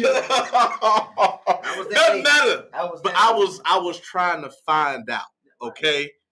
Now I went to my black elected officials, at least 3 of them, and none of them had answers for me. They sent me to the wrong. They sent me to their people, and their people sent me off. They gave me half-ass answers that didn't lead me anywhere. And they ultimately would not want to tell me or did not tell me exactly what it means to run. So I did run. I ran for myself, by myself, and I made the ballot. And I was happy about that. So a couple years ago, I met David, and I forgot exactly how. It doesn't even matter. But I went to him, and I said, man, listen, I want to record you as we are having a conversation because I want to run again. And I want to know this time, what do I need to do in order to make it real? And so I questioned him about, what do I need to run, right? So he's telling me about, get at least 5 people. You know what I mean? You don't need a whole lot of people, but you need 5 strong people. In fact, he said 5 strong people on your team beats a weak 500 any day.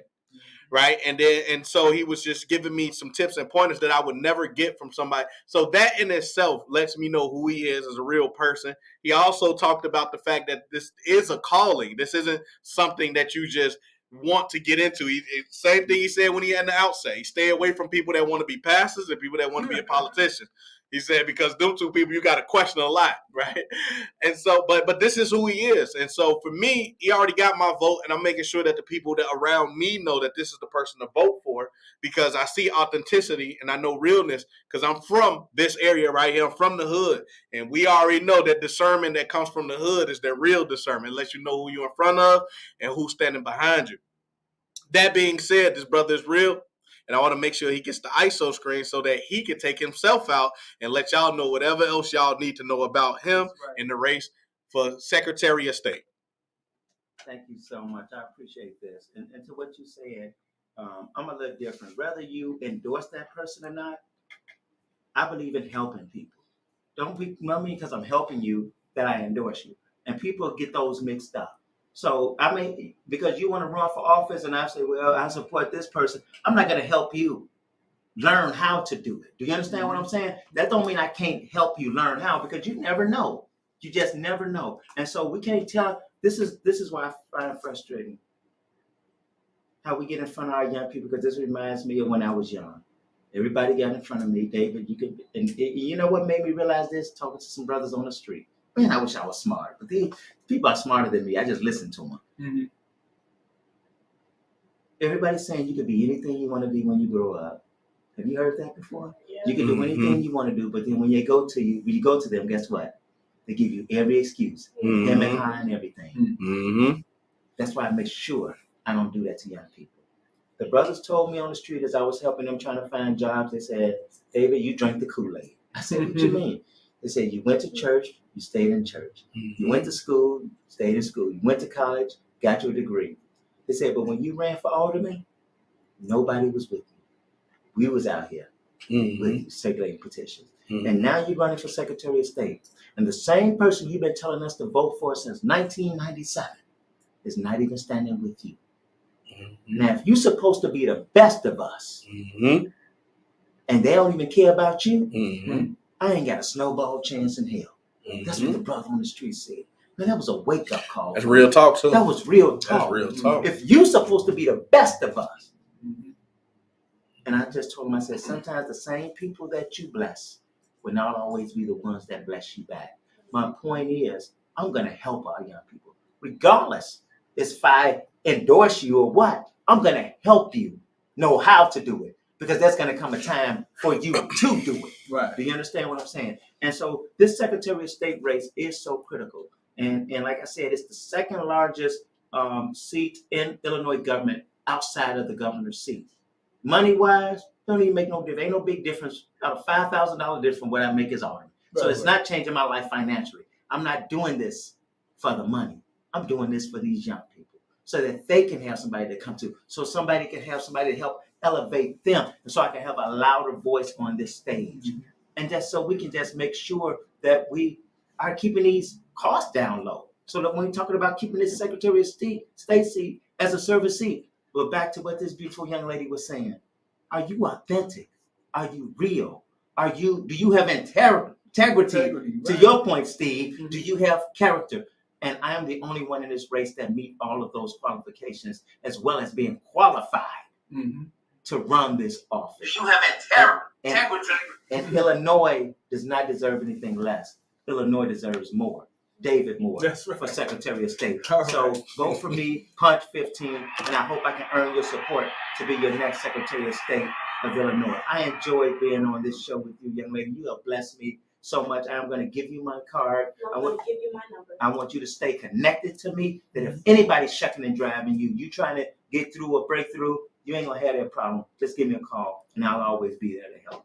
You just give me a call if you need me to, be in anything, I got a voice. And Absolutely. I can use it. That's right. All right. Use your voice. Your voice is your vote. That's right. As they say. Appreciate your time, Alderman. I am honored. And get the word out. Get on your Facebook, Twitter. Go first. Read about me. I tell people this. I tell people all the time. Trust but verify. That's You a heard fact. everything I said, and you heard what Yo said, and so you heard what Steve said. But all that sounds good. Take it, trust, but verify. Do your own homework. Do your own homework. Learn about David. Then get out on there, and if you decide to support me, speak it into existence. Get other young people involved and saying, this is who we're going to go with. We're going to make a difference. We are going to decide who go in this seat. We're not going to let big money do it, and we're not going to let the politicians decide. We're not going to let the special interests decide. We're going to decide. And once you all do that, people gonna, man, y'all gonna shock the world. That's right. Yes, sir. We appreciate your time, Alderman. No, I'm Yes, sir. thank you all so much. They downstairs, Alderman, already? Yeah, he's Okay, down cool. there. Absolutely. Oh, he's never left, but my Oh. scheduler was calling me and saying. And like I said, we're gonna be on VON tomorrow morning, 8 to 9. Yeah. So we're gonna give you a We're gonna shout out. All right, I appreciate it so much. All right, God bless you. Yes, sir, brother. All right. Thank you for It joining was an us. honor. Honor. Same here. So make sure you text me. Okay. My cell phone number is on the other card, my automatic card. Make sure you text me your information, okay? It's the 388 number. All right. All right. Yes, I enjoyed this. Y'all didn't tell me yeah. y'all was having this princess on here. Oh, Man, I'm telling you, this is what I do. This the young people. That's what my life is about. Hey, So y'all bless me today. All Like right, she then. said, we gotta incorporate. All right. All right, Thank you. let's Stay safe. Okay. Thank you. Yes, sir. Man, enjoy the rest of the ribs you're gonna have later. I know you're gonna eat some ribs. So what? I gotta go to this other event. I probably won't even be able to eat it until tomorrow. I got you. All right, brother. All right, man. Where we Ben, for at? sure. Appreciate it. Listen, so he's talked about being on VON tomorrow morning. You think you could join us? It's at 8 o'clock. What's Radio VON? station. It's a radio station. A live broadcast radio station. It's a black-owned radio station that has, I want to say millions, but I'm gonna tamp it down a little bit, say hundreds of thousands. So it'd be downtown. Okay. But it's at 8 o'clock in the morning, though. What time you get up in the morning? I'm gonna let you know tonight. All right, bet. All right, that's cool. Yeah. He asked us about coming on, and we at one point we had a younger guy, Avery, 18, 19. He came with us the last time we went, and so, but we always want to have representation from the different generations. So, for example, we typically have Congressman Davis. He's like 78, 79 years old. Steve is 55, 56, 57, 34, and so 20, 20, 20, 20. Basically, you know what I'm saying? So we want to, that's real generation right there. So, and you mentioned earlier, if we have you back, we absolutely will have you back. Listen, if you want to come every week and be the fourth chair, so to speak, and present a different, first of all, you're a woman. It's all men that's here, so you're a woman. You already have a different perspective, but then you are also a different generation than us, so you also have that perspective. You have that voice. Seat is open for you. You have a voice. You have a voice, so the season is What open for radio you. station you listen to? GCI. It's the AM version of it, but they've been around way VON, before GCI. They've been around since the 50s, like Yeah. 59 or something like that. But definitely, we almost about to wind it up. Yeah, we definitely. 12 minutes. The unfortunate is that, and it's probably because of the holiday, we usually have a lot more people.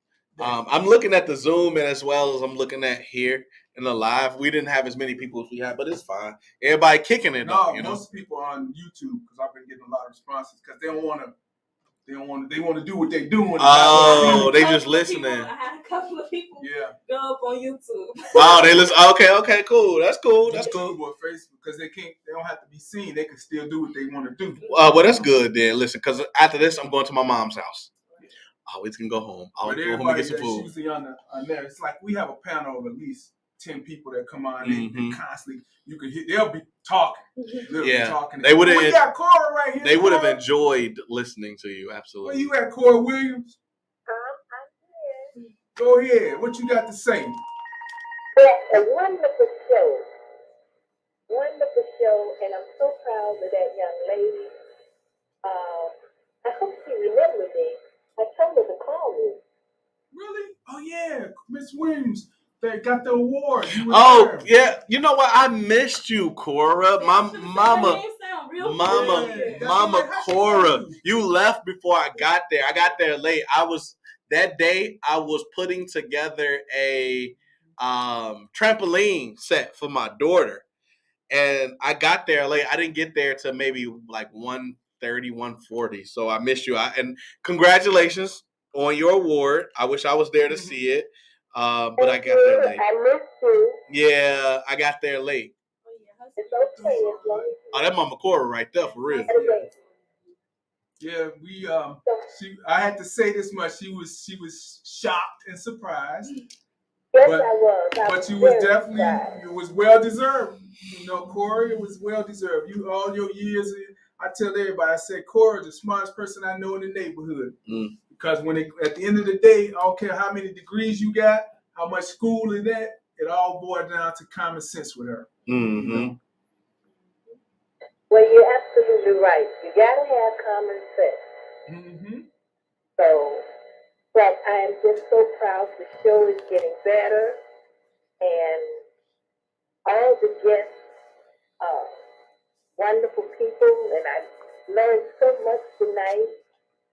And just keep up the good work, and I hope they come back again. Oh yeah, we're gonna have whoever wants to come on. Like we Always. say, West Side people talking about West Side issues right here on the West Side. We don't care when and where. You know, we don't care who you are, how old, or whatever. You know? So we only got like 10 odd minutes or so. Mm-hmm. I just want to focus really on you. Go ahead. School. What are we thinking about? All right, is that something that you want to do? Secondary school? I mean, obviously that's college. I didn't want to go to college. Okay. I wanted to go into a trade school. Okay, good. It's not a problem. Not a problem. Yeah, because what trade? See, I wanted to start. See, my vision and what I wanted to get into branched off into this why I'm in this chair right now. Okay. I wanted to start real estate and construction. Okay. And I wanted to start that because my neighborhood and I see there's so many abandoned buildings Mm-hmm. and so many rundown buildings that's not getting used for anything. That's just right there taking up space. Mm-hmm. And if I have the ability to move them, if I have the ability to turn them into homeless shelters, if I have the ability to turn them into shelters for all women, then I would do that. You know, I can't. I would want to make a difference in my community. I want to make a difference in my world. But I know I can't start off there. So I had to start somewhere. Everybody had to start somewhere. And I'm glad. I am so happy for Territory for really getting me the connections of all of this. Because from Territory, that's how I met Tina and Yessie from Neighbor Space. That's how I met you guys. That's how I'm here right here. You know, I just met the Alderman. And I've been meeting so many, you know, people that's telling me the exact same thing that I'm the future. Like a lot of people when I was at the garden, so many people from the Peace Run, they came up to me and told me this one thing I will never forget. The short I think she was like Chinese lady with beautiful white hair. And she told me, she came up to me, she said, "You are our future. God chose you to make a difference." Mm-hmm. And I'm not really a religious person, but when she told me that, I really felt it for real. Mm-hmm. That's great. Yeah, listen, I'm of the belief that God puts me in every situation where I'm supposed to be. Even in fact, when I get up in the morning and I pray, I always ask that my steps are ordered and that the path that's chosen for me is for me, and that my light can shine not only for the direction of where I need to go, but for the people that listen to me and things like that. And I always ask for discernment as well, so that I can know what's for me and what's not for me. And so, in that mode, because I'm not religious as well, I do believe that where I am, where the people that are in front of me that I meet are supposed to be there, because that is helping me obviously meet where I'm supposed to go or go where I'm supposed to go. You know, so I have that same train of thought as well. We got my man Ramel on. What you know, good Ramel? What you know? Talk to us. Can you hear me, Ramel? Can't unmute. Can he mute? Unmute. Yeah, I did. did. But Yeah, I want to can't see. unmute. I don't know One why you I have to don't get. unmute. Yo, Ramel, speaking of, listen, I'm going to hit you up. Probably not tomorrow, but sometime this week, we got to get the guys together, man. So I'm going to be hitting you up so we can get all the guys together so we can start, you know what I'm saying, building out some plans and things like that. You know what I mean? Can you hear us? Political season around the corner. There you go. I already know my plans. Drop. So 29th Ward. 20 you dropped. I'm running. So my intention is to run for alderman for the 29th Ward. That's this ward that we're in right now. So got a lot of work to do. Oh, of course. A lot of work to do, but Of course. looking forward to doing it. It's funny when I ran for alderman before the first time, and I told this guy he's a commissioner, and I was like, "Yo," he asked me how was it, and I said I had fun, right? Because I still like to have fun in everything I do. I think it's important that you have fun in everything you do, even if it's a political race with serious, how would you call it, like serious implications on the lives of other people. I told him I had fun. He was like, "You had fun. You had fun." Well, what about the other day? I was like, yo, why get down on me like that? I had fun. Like, that was my first time because that was the first time I had ever put myself in a position to tell others about myself, have to elevate and talk about myself. Like, one of the most hardest things that you will ever have to do in life is talk about yourself. You know, the hardest question that I ever get asked to this day is, who are you? And I know who I am. And I still freeze up when I get that question. Because it's like it's so much pressure on you. Like, Real talk. I mean, what you mean you're not? Real talk. Real talk. I'm me. Right? Yeah. Right? And like, what do you say? But people, What am I supposed to say? They're reaching in when they're asking, who are you? They want to know, like you said, what's the dirt? Yeah. What's the good? Well, you know, whatever your accomplishments may be at that moment, just tell us about you. And that's what it is. But I'm going to tell you something. Yeah. It was fun for you. But when it comes to politics, people don't want fun. They Yeah. want business. They want, like you said, what you going to do for me? What you going to do for us? What, you know? Yeah. I mean, Yeah. but it is good that you did have a fun experience because you were not discouraged. Right. That's That's exactly the what it best was. part. That's Not that's being exactly what it discouraged, was. You know? That's exactly what it young was. leaders. We need people that are going Right. to look Right. at this with a very objective Right. eye, with a little bit of subjectivity. Yeah, for you know? sure. But you know, focus it. What we need, like you just said, we got all these abandoned buildings. Yeah. Guess what? There's a bunch of them around Austin High School. And then it's like we got so many abandoned buildings and we got so many people, homeless people under lots. And then we have people just trying to get them from under them lots by creating structures, like just putting stone like cones up under there so they won't sleep there or do stuff like this. Right. But, like, Right. Yep. Right. y'all giving millions of dollars to the police to come into schools. Y'all giving millions of dollars to foundations that don't need it. But yet y'all not trying to make a difference for our community. I was going to say something about one thing David Moore said about the principal being able to make the judgment for that. I don't believe the principal should, because the principal will always say, protect us. Yeah. And see, it ain't always that deal. I said, ask the people that live around the school. Yeah. Because they don't want to see the threats 24 hours a day. Principal don't live in the community. Well, that was the whole point of the guy that we brought in from the board that was going back and forth with the youth that we also had. They didn't want to see it, but his thought was, well, let the people around the area decide. I will be comfortable with them voicing their opinion. So the parents and the other constituents or stakeholders that says, this is a school that might need these SROs, and I will vote with them. He said if they said that they didn't need them, then they would take them out. But therein lies, again, a slippery slope because the students are the ones that need the resources that could be best utilized if we were to replace these guys. Yeah, that's some better books. Better teachers. Man, look, I taught at Austin High School before the pandemic. I stopped teaching because I knew I didn't want to teach online. First of all, it was already difficult to teach at Austin High School prior to the pandemic. So when you're a graduate, right? Yeah, I graduated from Austin High School, 2005. The one on Pine. The one on Pine. Yeah, she's at Austin Career. How's it called? Yeah, Austin Education. Austin Career Education Center. Career Education. That's the one on Chicago Avenue. Okay. The little small one. By, The alternative. Yep. I was gonna say the alternative. They're closing it? Yeah. They're closing that one? Yeah. Wow. That's on Long? Yeah. Yeah. In Chicago. Yep. Yep. I used to know a guy that was a principal over there. Yep. Yeah, we're closing down because the building all right, and we don't have that many kids coming in. Right. What's the population of student? Oh, probably like 25. Really? Damn.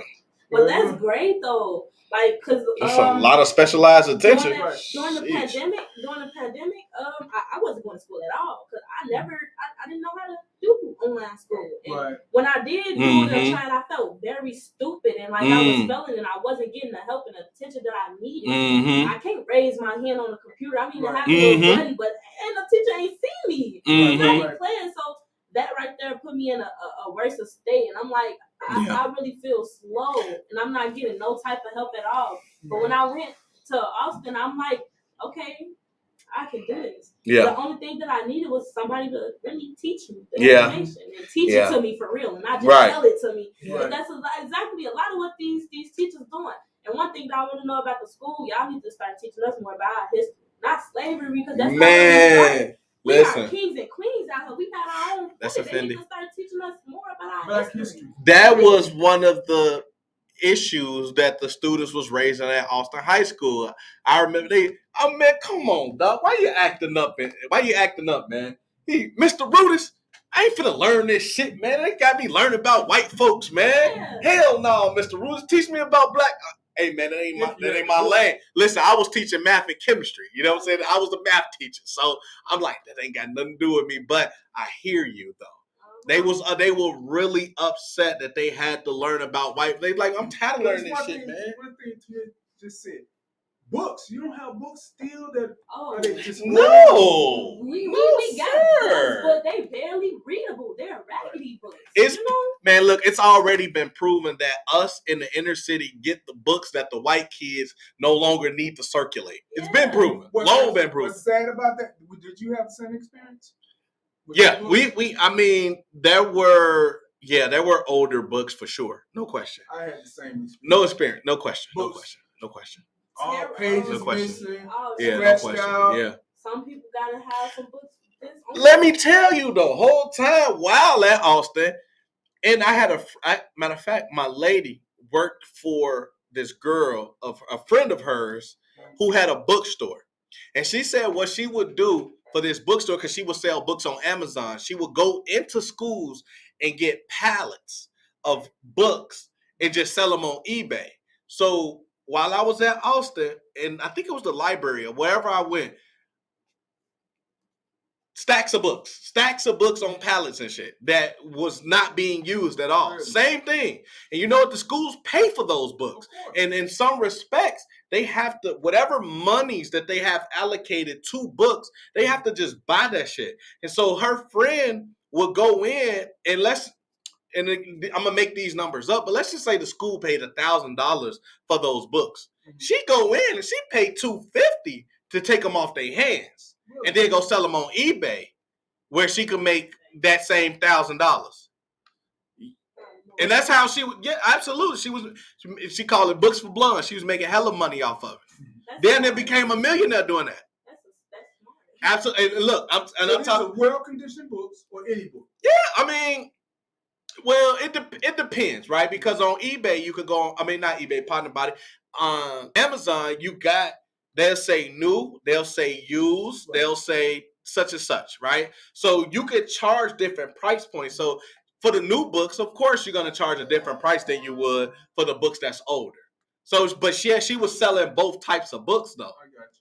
Yeah, and literally we'll go to some of these schools, Chicago schools, suburban schools, and wheel out pallets of that shit. And I was, for a certain period of time, because I was trying to help her consult and everything, went to her warehouse where she kept it. She kept it at like one of the South suburban storehouses. So I don't know, maybe like what's like south of Dalton, Matson and all. Let's just say I'm gonna be wrong, but let's just say Midlothian. So she kept it at a Midlothian. It had a big ass big storage place. Nothing but books all around, and the majority of them came for schools that just used it because they had to buy because that's what the money was allocated to, and she would buy it for a little bit of nothing, and that's how she was creating a business. We at the hour. Yeah. All right, y'all. So listen, weekend. Yeah, it's a holiday weekend, man. We don't keep it no further. I gotta travel all the way to Dalton because I gotta go talk to my mom and them because they got the barbecue out there. So listen, we do this thing every Sunday from 6 to 8. And we have various ways of interacting with the channel. We got the Facebook, we got the YouTube, we have the Zoom. So if you're on the Facebook or the YouTube, make sure you like, make sure you share so that other people can know what we're doing over here. Make sure you comment because we could put the comments directly into the show and you can interact with us that way. And make sure you subscribe so that you can always keep in tune with what we got going on. And generally, what we like to do at this point time is go around the room and get final thoughts from everybody that's listening in. So we're going to start with the Zoom if there are people on the Zoom. No, we're going to start with us and then. Okay, we are. Okay. Make this move. Oh man, Mama Cora, what you got for us?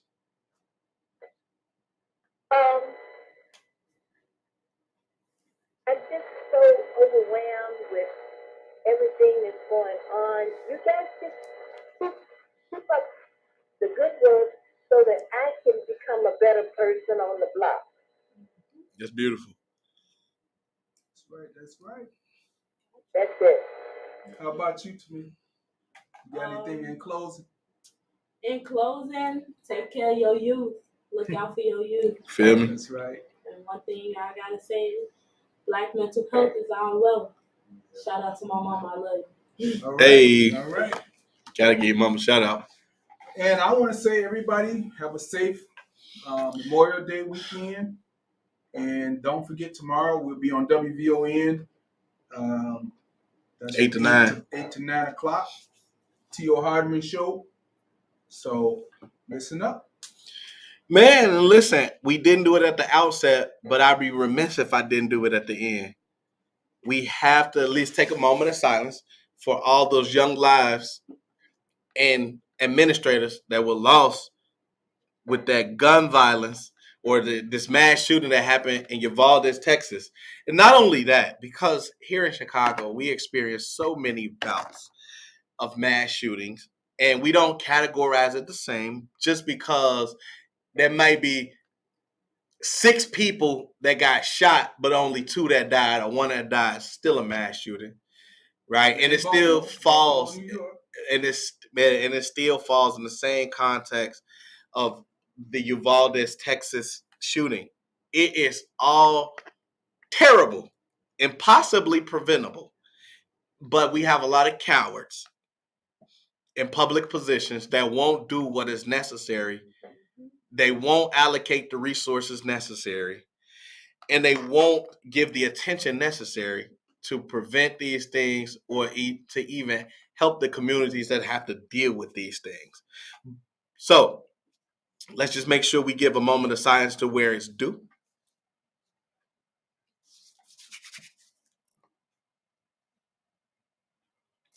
Appreciate that. Listen, every Sunday from 6 to 8, we do this thing where we welcome you, Northwest Austin Council. Again, various ways of interacting with the show. We got the Facebook, we got the YouTube, and we got the Zoom. I already told you how to interact with us best, so just make sure you like, subscribe, if nothing else, and share with the people. Let them know what we're talking about, because these are real people talking real things straight from the West Side. And in closing, as I like to say, we got plenty seats open at the table. We just trying to welcome y'all home. Thank y'all for allowing us to welcome you to Northwest Austin Council. Y'all have a good night. Good night, all. Peace. Good night.